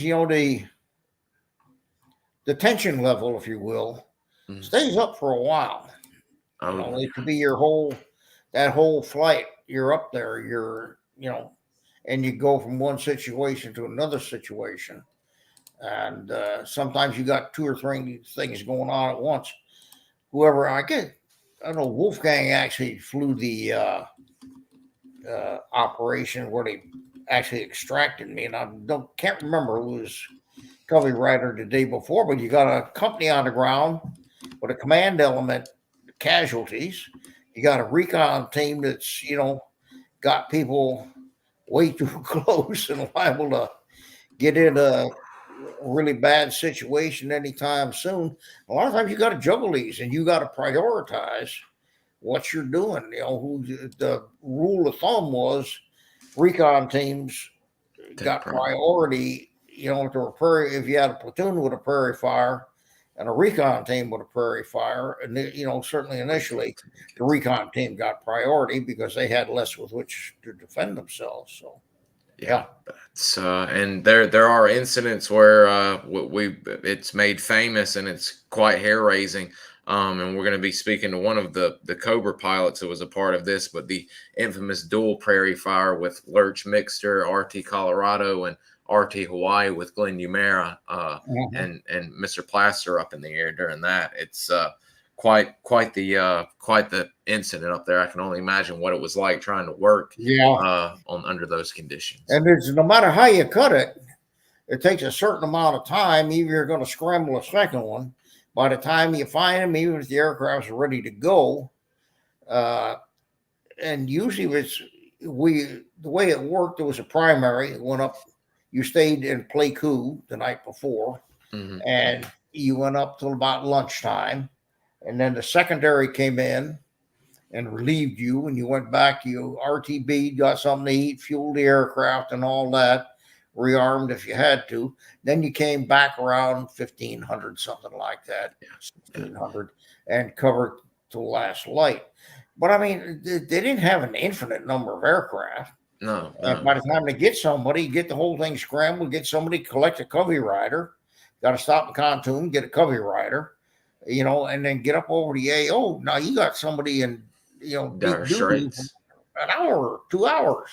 Just wait till they could get somebody, and a Covey rider sitting up there and the people at S3 trying to prioritize, who was going to get it. And sometimes, it's just, and somebody I talked to, I'm trying to think the one who, I think it was Delaware, Jerry Poole's team.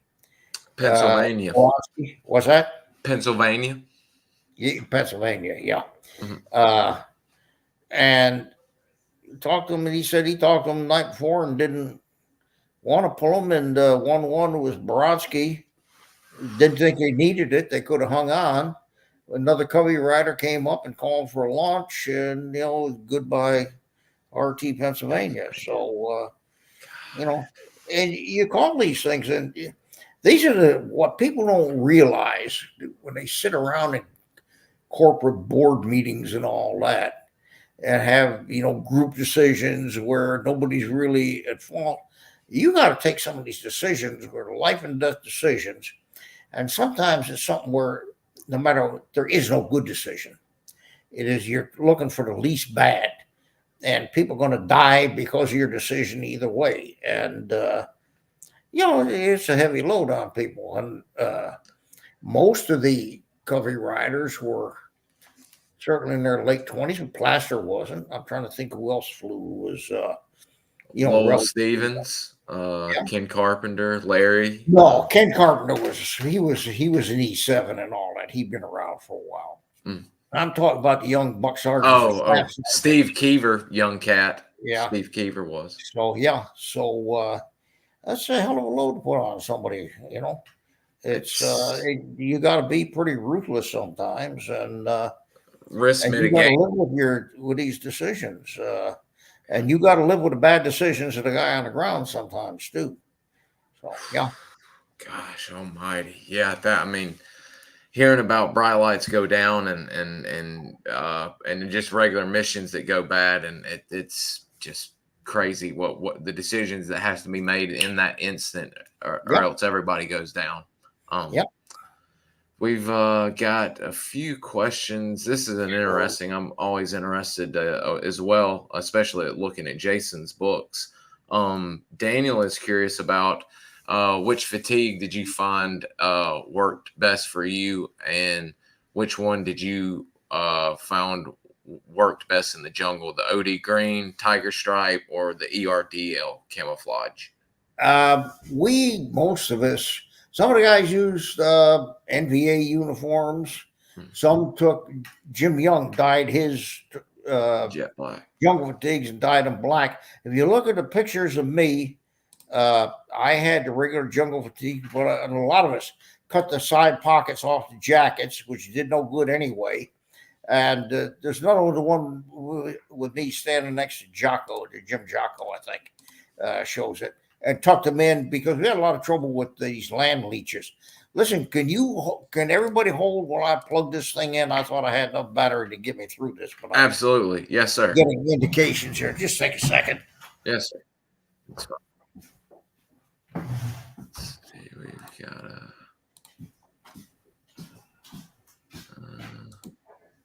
maybe. Let's see. There's a good one. He's got a 1-0 vest on in that one, it looks like. With the M16 also. Wow. Twiggy, Captain Young.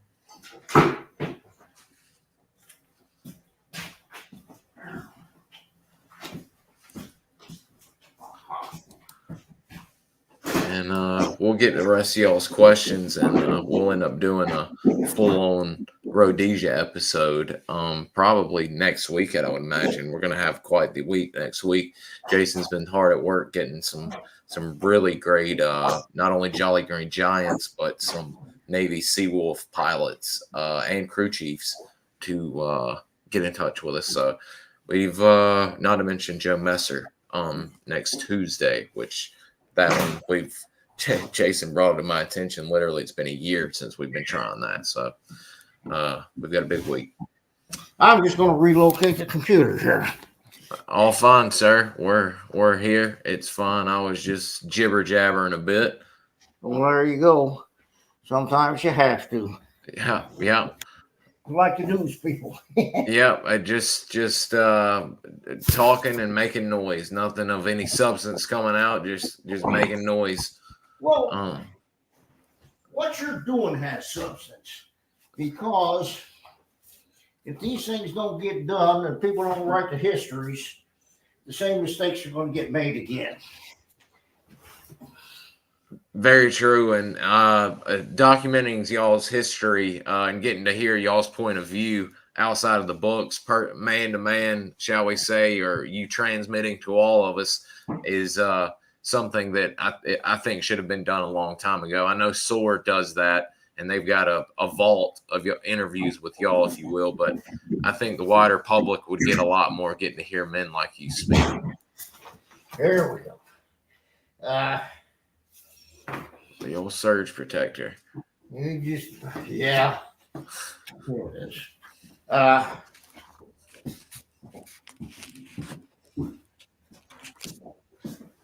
Go ahead and start getting your question in, guys. I like to do some redecorating here, and it's causing the odd spot of bother for us. So here we go.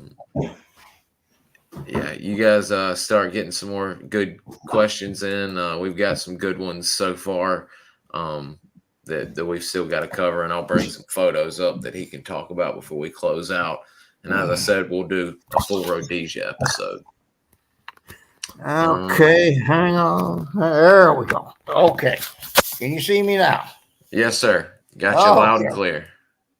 All right. As to the tiger stripes, nobody ever figured that, all the stuff grows vertically in the jungle. And they put this, and you're lying down or walking through it, and all your stripes and shadows are going the wrong way. So nobody used that. And we didn't have the any of the ones that became popular later, the kind of forest, whatever. Woodland kind of looking. Yeah, the woodland kind of looking things, yeah. Now, that picture you're showing right there, I believe is when we went in on that op where we all got, most of us got minor stuff.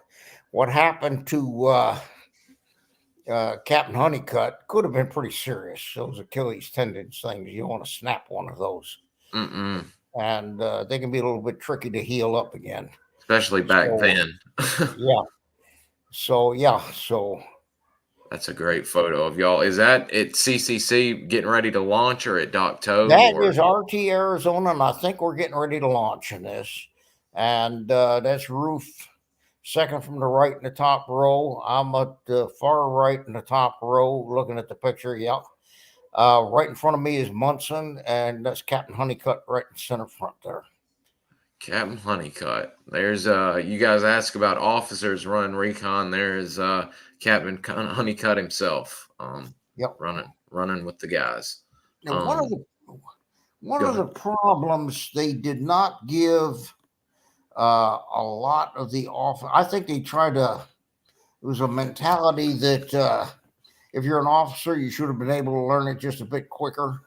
And I think a lot of stuff where they would not, responsibility levels that they would not have handed to an enlisted man, they did to officers. I think that was what Jerry Poole is a good example.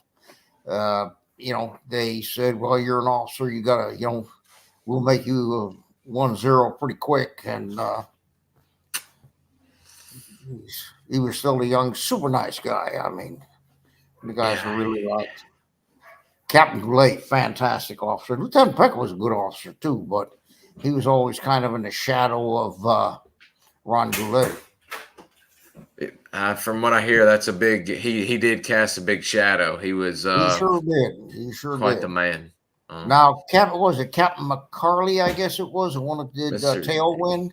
Yes, he sir. was another excellent officer, Hatchet Force officer. Yes, sir. Captain Gene McCarley, heck of a man. Yes, sir. Let's see. Jason was curious, how many bright lights did you run while with Arizona altogether? Well, you got to understand, bright light a lot of time was just working on suntans. If nothing went wrong, you didn't have to do anything. Mm-hmm. I did 1, 2. I think I was on bright light 3 times and never did have to go in. So, wow. Yeah. Wow. Okay. One with Jim Young, one that I told you about when Ruff was away, and I think we did one other in there somewhere. So, wow, not bad. I mean, it was like an R&R, sort of. It was a good opportunity to train and all that, unless something went south in the bush, and then you started earning your pay. Load up and get ready, boys. Yes, exactly. Another interesting, before we get to some other guys, is dealing with manpower. What was the largest number of men when you mentioned going out heavy? What did that consist of, manpower wise, and what was the smallest team size that y'all went out with? Okay, the largest was that one I did putting the mine in the road, because I expected we were probably going to be in contact on that. And I think that was at least 10, maybe 12. But that was very atypical for RT Arizona. We usually ran on the small side. And the more I saw this, Joe Walker said one day the best recon element in the world was one man with a notebook and a pencil and a camera. And that I thought about it for a while. He's right. He said, you give a man a gun, he wants to get in a fight, and that's not what you're there for. So, and he did not run that way.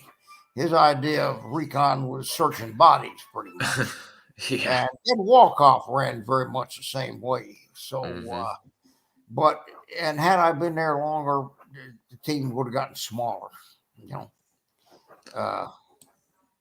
They say, like you said, Mr. Newman, it sounded like he liked keeping things small and would have ran.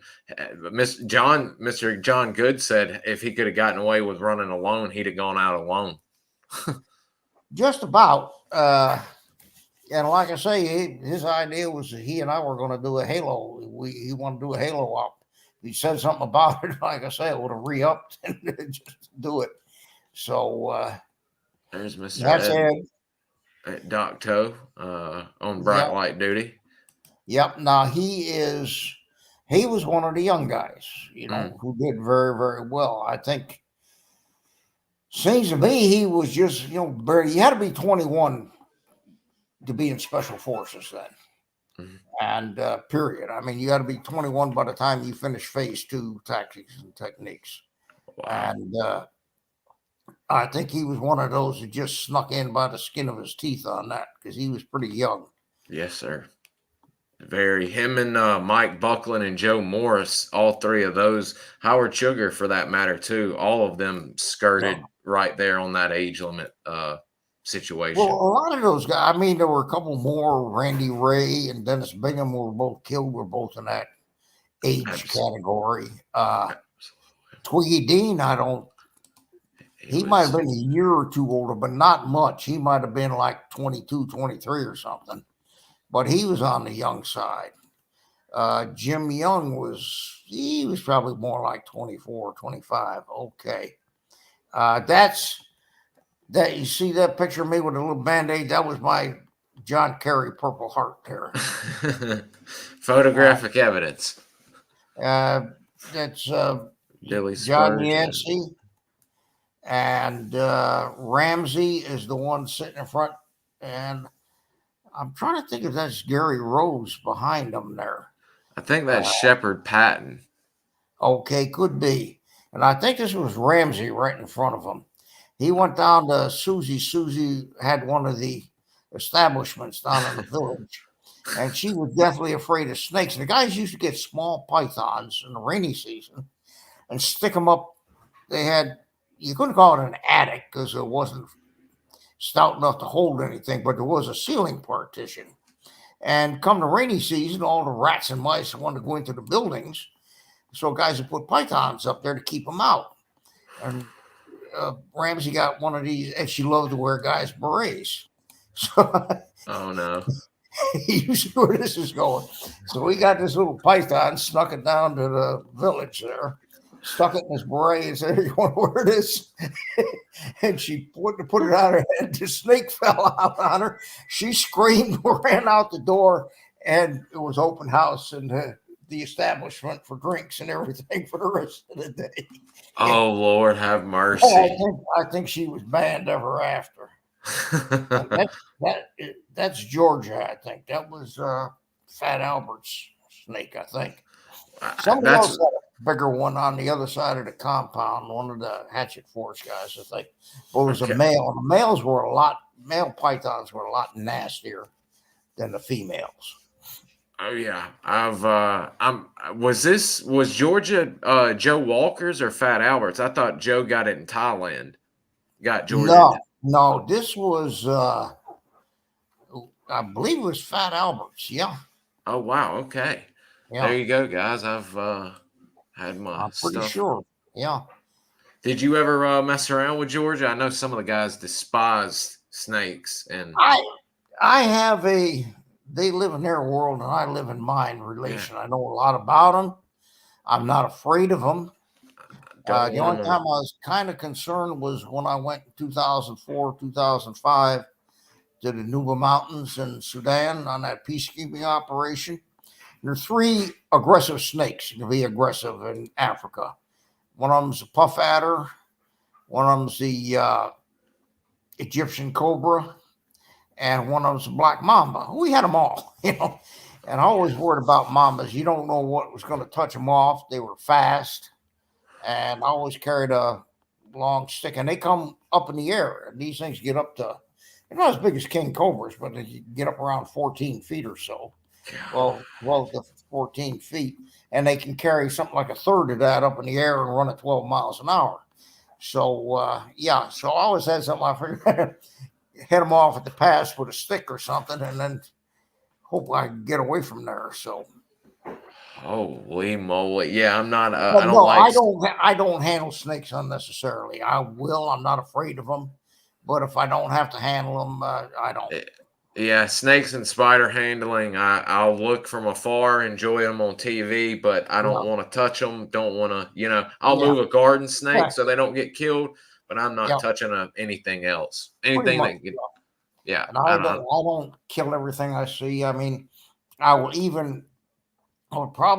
had copperhead in the house one day that I relocated. I got a hold of him with a Kong or something. Good for Took it you. out, Those threw it out in the woods, and so.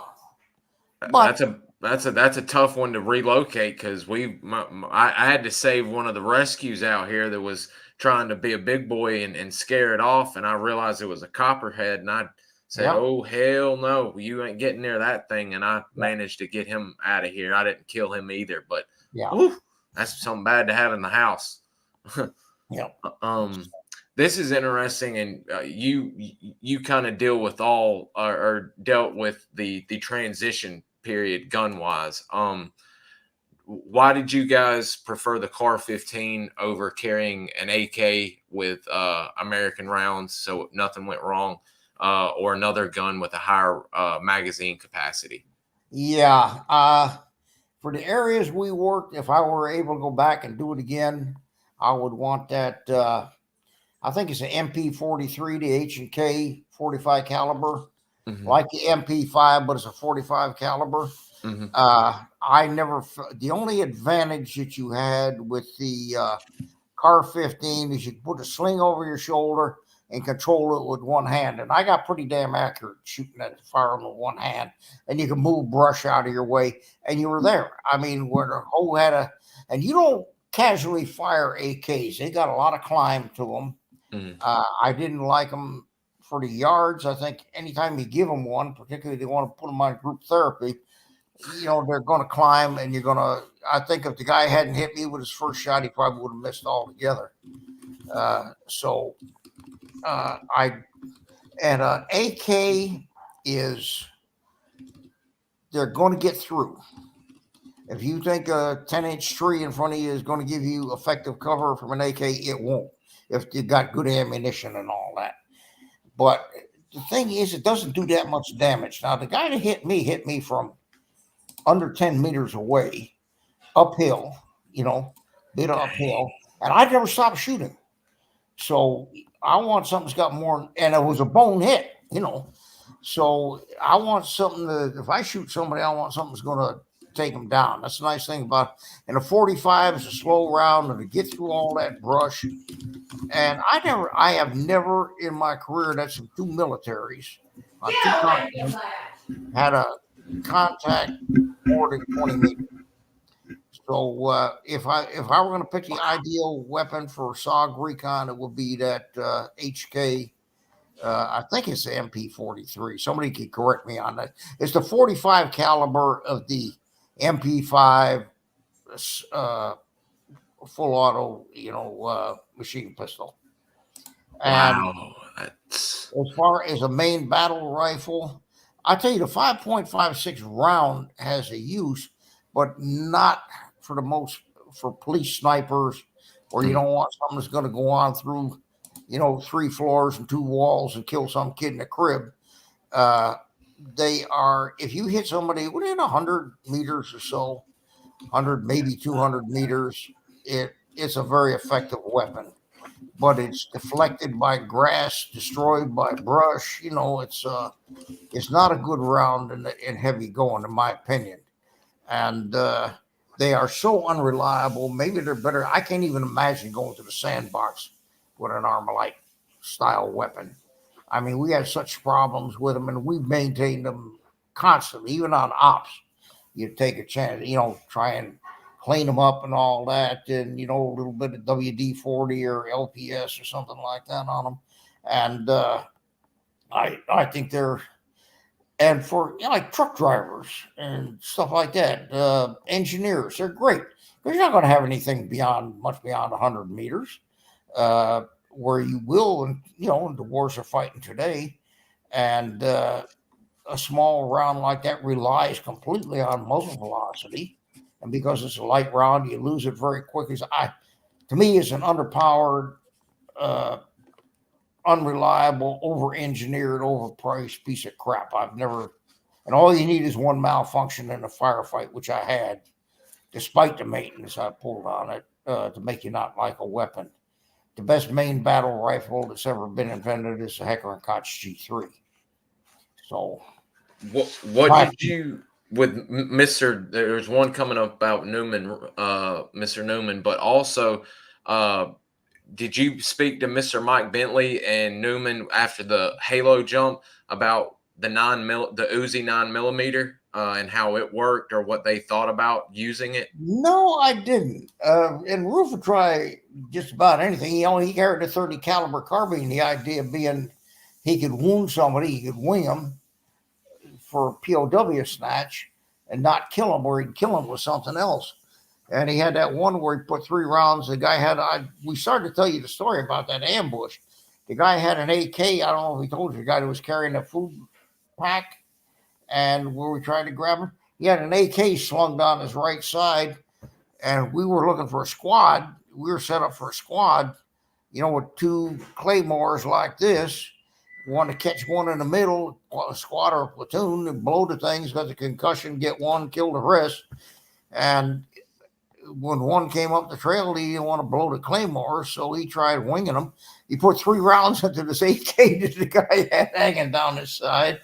And but that old, basically Garand type design is a hell of a lot more reliable than this AR design. I just don't like it. It's just too complicated. Add too many surfaces to stick together. And Mr. Newman carried the M14, didn't he? Not that I know of. Okay, that must have been that was not a good weapon. They had an M14A1 floating around. I tried it till I tried. It might be nice to have this thing for group therapy, but I tried firing it on full auto. I said, nope. I was about to say that thing has got to be just wild on fully auto. Knocking down a Covey or something with that thing. So, and no, at least in Vietnam, I never saw him carry it. He went from the carbine to he got a car 15 and carried that. Wow. Yeah, Mr. John mentioned the carbine. He was like, man, my first time going out with him, I felt a little hesitant. I was like, I don't know if I like him only carrying a carbine, but everything worked out well. Well, again, this idea that you got to have tons of firepower. And again, the team leader, unless he's right up near the point on the initial immediate action drill, put a bunch out there. After that, you go on the fire control mode. And you should not have the thing on rock and roll anyway. When I was in the Rhodesian Army, it was a chargeable offense to fire your weapon on full auto. You're supposed to use what they call repetition, semi-auto, and double taps, two rounds. Wow. Holy cow. That's very interesting. We'll be getting into that on our second show. This is about the Montagnards. Nick was curious about how close did you get with your yards on Arizona? Anything memorable about them in and out of the jungle, if possible? Do you still remember names and faces of them? Most of them. We had a couple we got rid of fairly early, and one of them I remember because he wasn't too good. But kind of left me on the first op. I was covering trail, and he was supposed to be, watching me, and he didn't. Next thing I knew, we were in stuff where you couldn't see literally a meter away from you, and he was gone, and I was still there. But I got along pretty well with him. Several of them, the ones who are on the strings with me, Kai, Oi, and Not, I guess, were. Sorry, I'm wrong. Kai, Mui, and Oi, I guess, were on the strings with me. And Mui died. He died on the op. He made it back to, they came in and found the strings, tied them to a strut, and pulled them out. The chase ship did. And he made it back to Dock Toe, and he died there when they got him back there. But Kai, Oi, and Not got along with very well. It was, I was running them, and they were being run essentially. So it was there was discipline. There was a certain distance, that we kept. But I remember one of the young Americans one day said, there was something that a lot of people would have overlooked, and I didn't. And I told Kyle not to go get it fixed. And he said, don't you worry that these guys would kill you on an op or something, because you're mean to them, essentially. And I said, no, these guys will be with me long after your guys have run off and left you.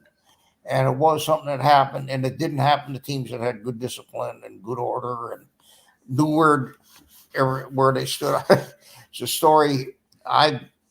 Early on, I built a table for the team room, and it was a pretty solid table and had a plywood top, but you could lift the top off, and underneath was a sand table, and we used it for training.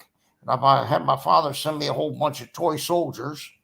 And that's what, if we're going to do something, plan it, this is everybody on a team had this little toy soldier, and we lined them up, showed them what was going to happen and all that. So anyway, they were supposed to, we had certain standards for keeping the team room, which were considerably higher than a lot of them. And the same reason you got to have it in the barracks in the States, so you put a bunch of people in a tight space, they've got to have some standards. And the deal was they had to, every morning when we're ready to start training, they had to have all the breakfast stuff, the hot plate had to be, the cord wound up and everything put away, and all the pots and pans cleaned and all that, because it was a serious problem with rats and mice and stuff. Oh, yeah.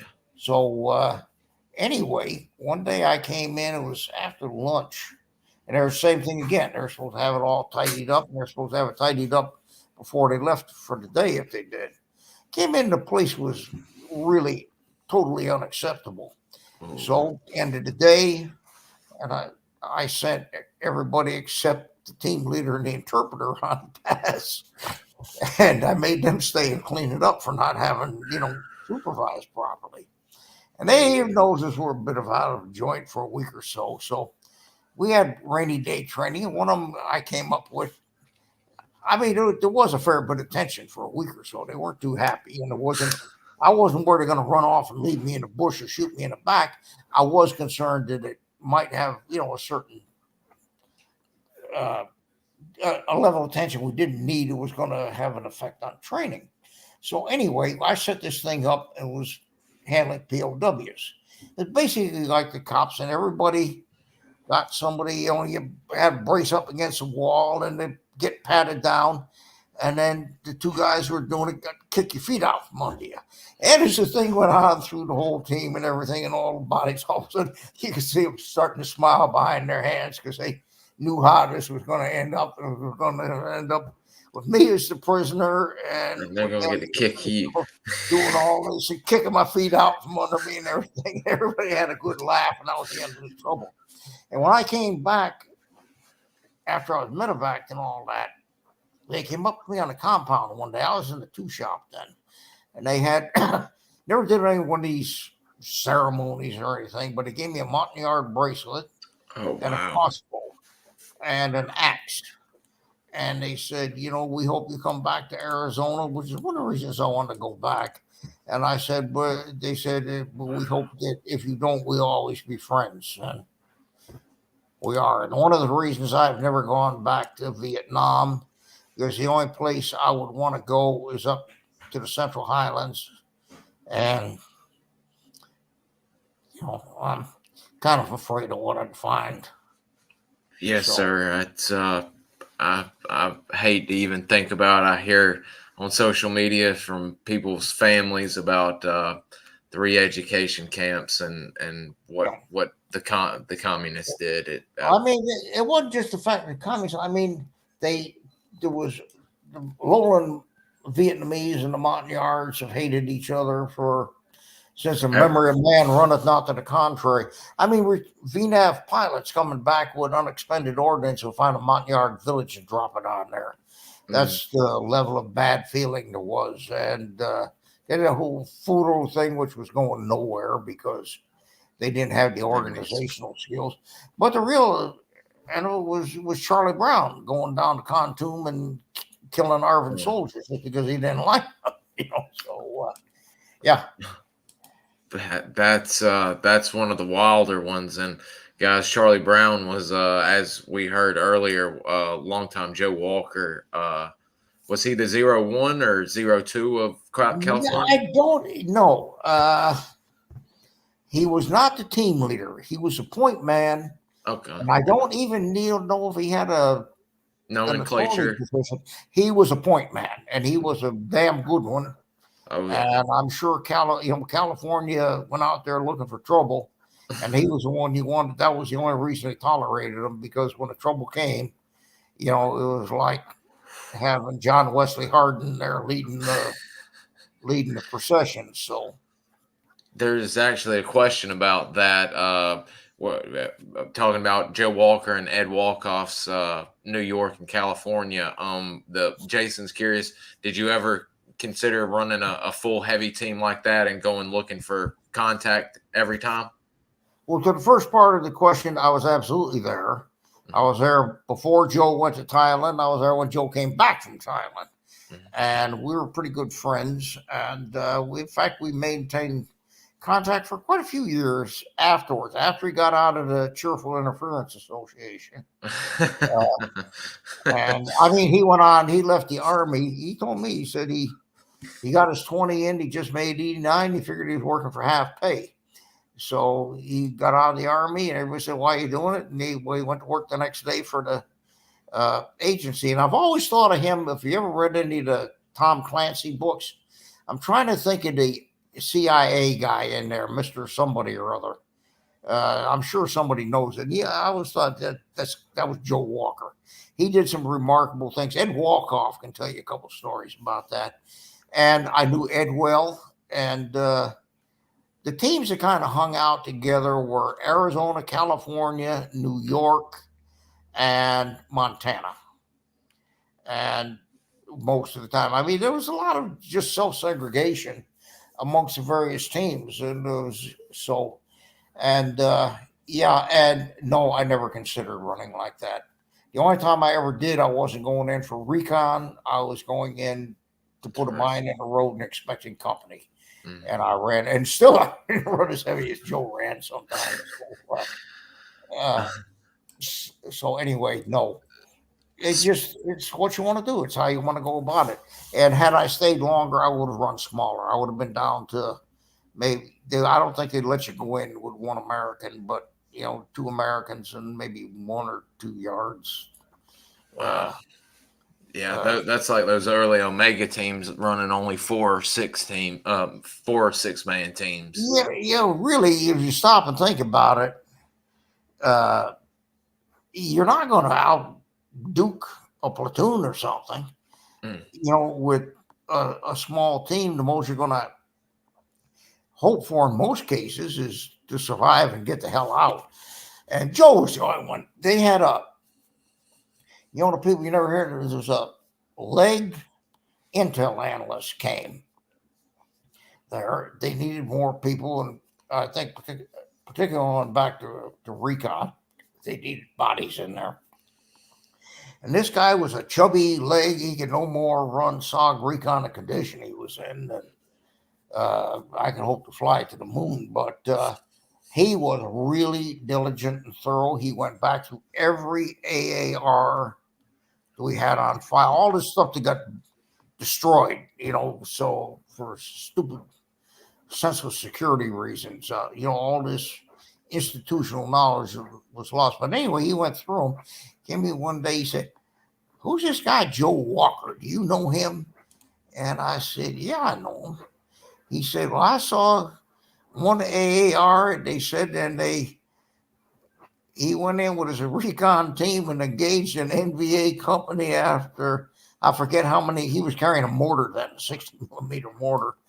And after I forget how many rounds of 60 millimeter mortar fire, the enemy company broke contact and withdrew. But that's atypical. I mean, I would not mind doing something, but not for recon. If you're going to run recon, and Joe Walker said the best recon element in the world is one man with a pencil and a notebook and maybe a camera. And I'll tell you, there was a guy, I don't know if you ever seen Ron Reed Daly's autobiography, Top Secret War, about the SELOUS Scouts. This guy never got mentioned in there. Used to do that. Dennis Crocamp, Color Sergeant Dennis Crocamp. Maybe he's born off. Anyway, he would go out by himself and come back the next morning with a prisoner, kind of thing. So, wow, that is amazing. Oh, what tribe were the Yards of Arizona? we ended up with all Sadang from the same village. We started out with a Banar or two, and there's another tribe in there. Most of them, even from the beginning, were from this one Sadang village. And we ended up with the whole team. And Oy was the last. He was the one who was killed when they did the static line jump. Mm-hmm. And he was a great point man, kind of like Charlie Brown was a great point man, but Oy was young and kind of scatterbrained, and he didn't always listen all that well in classes. And they trained him, you know, to put they had these aircraft survival slide down lines, and they taught him how to put it through the via the risers and hook it back and, you know, pop the cape wells. He put it around the risers. He was up in a tree, 60 feet up in a tree, popped the cape wells and fell and was killed in the fall. And he was the last one that didn't come from that same village. Wow, it's amazing. They were all literate, and they were all numbered, which helped a lot. I love seeing y'all, especially in Jason's book. But I've got some of the men from CCS. It's amazing seeing the villages and you guys interacting with your team members' home village and their family and friends and such as that. It's pretty. We went up there. They didn't have any bracelet ceremony or anything, but they did have a definite rice wine ceremony. And I don't know how the hell we ever drove back because we were out in the middle of. They knew the way back, but they made sure we were all about one step short of ignorance, not swinging, knee walking, commode hugging, drunk by the time we left that village. We've heard of guys going out to use the bathroom and falling straight out the back of the long houses. They were so drunk. We've heard some good ones. It was just, you know, one thing, if you mix two societies, if you will, one of which is, you know, significantly more advanced technologically and all that than the other. Unfortunately, all too often, the less developed society is going to adopt all the bad habits of the more advanced one.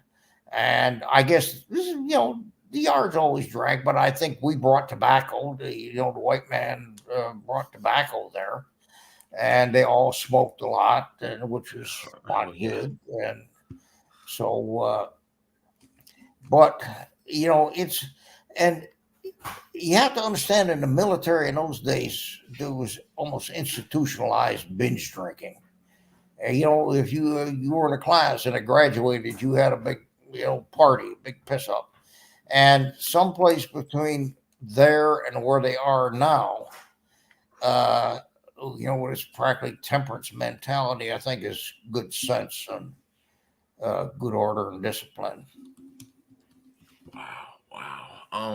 We are just past, well, actually we're 5 over the 2 hour mark. We've got 3 more questions, and then we'll try to make them quick. We'll shut her down before for the Rhodesia. The last one, and guys, we'll get these last 2 or 3. Some of those are going to go in depth. I've already wrote those down, and we'll start that off on the next one. But to close it out with some quick ones. Did you ever encounter any tigers or other scary animals in the jungles of Laos? No, I did not. However, they were there in different areas. I believe the 91st, I heard that the 91st evac in Quinyan had a ward, you know, just devoted to tiger injuries. They got so bold, these things were coming in and pulling alerts out of their RON positions. So whether that's apocryphal or not, I don't know. You have to find somebody from, you know, the units that handle those areas, but that's what I heard. So no, I did not. It seems like the Force Recon guys and the LERPs, like you said, that operated in South Vietnam, they got attacked by tigers more than y'all did in Laos and Cambodia. Well, we didn't change the status quo. What happened was we came into the tigers areas, in South Vietnam, and the tigers weren't going anywhere. They were the boss of the jungle, and so it was just one of these, bump up against one another, and if you got bit by a tiger, it was going to hurt. So, oh yeah.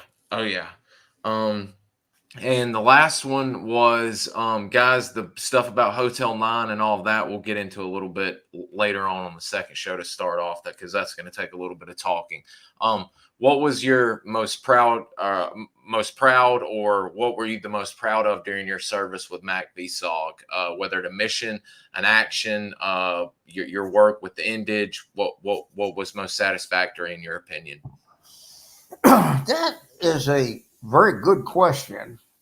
And I'm afraid the time we got it is, I'm not sure it can be answered. I mean, if you read SOG, Recon, you did all that stuff, you're going to have a number of things of which, different things, not necessarily better or worse, but things of which you could be very proud. Mm-hmm. I mean, getting the team out of Juliet 9 there when I got hit, that was one of them. That last operation I did where we went in, carried out the mission, came home in time for supper, and pleased everybody. That was a very well-run operation. I mean, it was a whole different thinking out of the box and all that. So you can come up with a number of things. The way the team worked, the way Ruff and I worked together. I mean, just so many things to be proud of. That is, and like you said, you could the list could go on and on, literally just on and on. Yep, we'll call it a day here. We've gone 2 hours and 10 minutes. Guys, I've got y'all's questions saved. Mr. Mike, is there anything that you would like to say to close out before we shut down? Yeah, one of the things that kind of jumps out at me about the whole SOG thing, essentially you had a whole bunch of people with total alpha personalities. I mean, risk takers, adrenaline junkies. Some of the true heroes to me were the draftees who didn't want to go, their lives were destroyed or really badly affected while they're going. And they almost entirely did a good job for the year that they were there. But in SOG, you had a whole bunch of people that would have been racing motorcycles or starting barroom brawls and all kinds of just chance takers. And again, go to Ed Walkoff because he's the one that told me about a study that was done. But what you had was all these alpha personalities working together in a united effort. And that was one of the most interesting things about the whole operation to me, that you could achieve, that they could achieve this. Absolutely. It's someone was saying SOG was like the early forefather or grandfather of modern day JSOC with all the class A personalities, the smart alpha males that are absolutely driven on the mission, all working together and it coming out as smooth as it does. But yep. We'll shut it down. I'll if you'd like here over the weekend or next week, I'll get in touch and we'll see if we can schedule a day for Rhodesia if you'd like. Absolutely. Whenever you like, there's more people want to hear about this, we can run a session for that. Oh yeah, they're wanting to hear more. One other thing that I would like to know more about than I know, and it's a good thing that I don't know, and that's Delta Force. Hear about the SEALs, and they used to joke the Marines, every platoon had a photographer and a public relations man. And that's get a book deal passing buds. Yeah, the ones you don't hear about are the ones that are really doing the job, I think. And I've got an interview with Mike Vining, who helped stand up Delta, that I can send you if you'd like to see it. Yeah. So anyway, I'd love to hear some about that. So absolutely. I'll get up with you over the weekend, touch base, and we'll get a day next week to where we can set up a part 2 where you can join us. Absolutely. All righty. Well, I appreciate it, as well as everyone else who's saying thank you. Thank you for some of these guys. A lot of times, people get embarrassed to ask questions in public. If anybody has a question, just give them my contact information. I'll be happy to communicate with them. They'll love that, because everyone is finally coming around to where they're wanting to learn more and really get to talk to you guys. So, guys, you heard it from him. Get in touch with me if you're trying. If you've got something you want answered, you can get it straight from the horse's mouth, so to speak. Yeah, so, like I said a few minutes ago, one of the saddest things was they lost all this recorded institutional knowledge that was in these AARs and everything. So.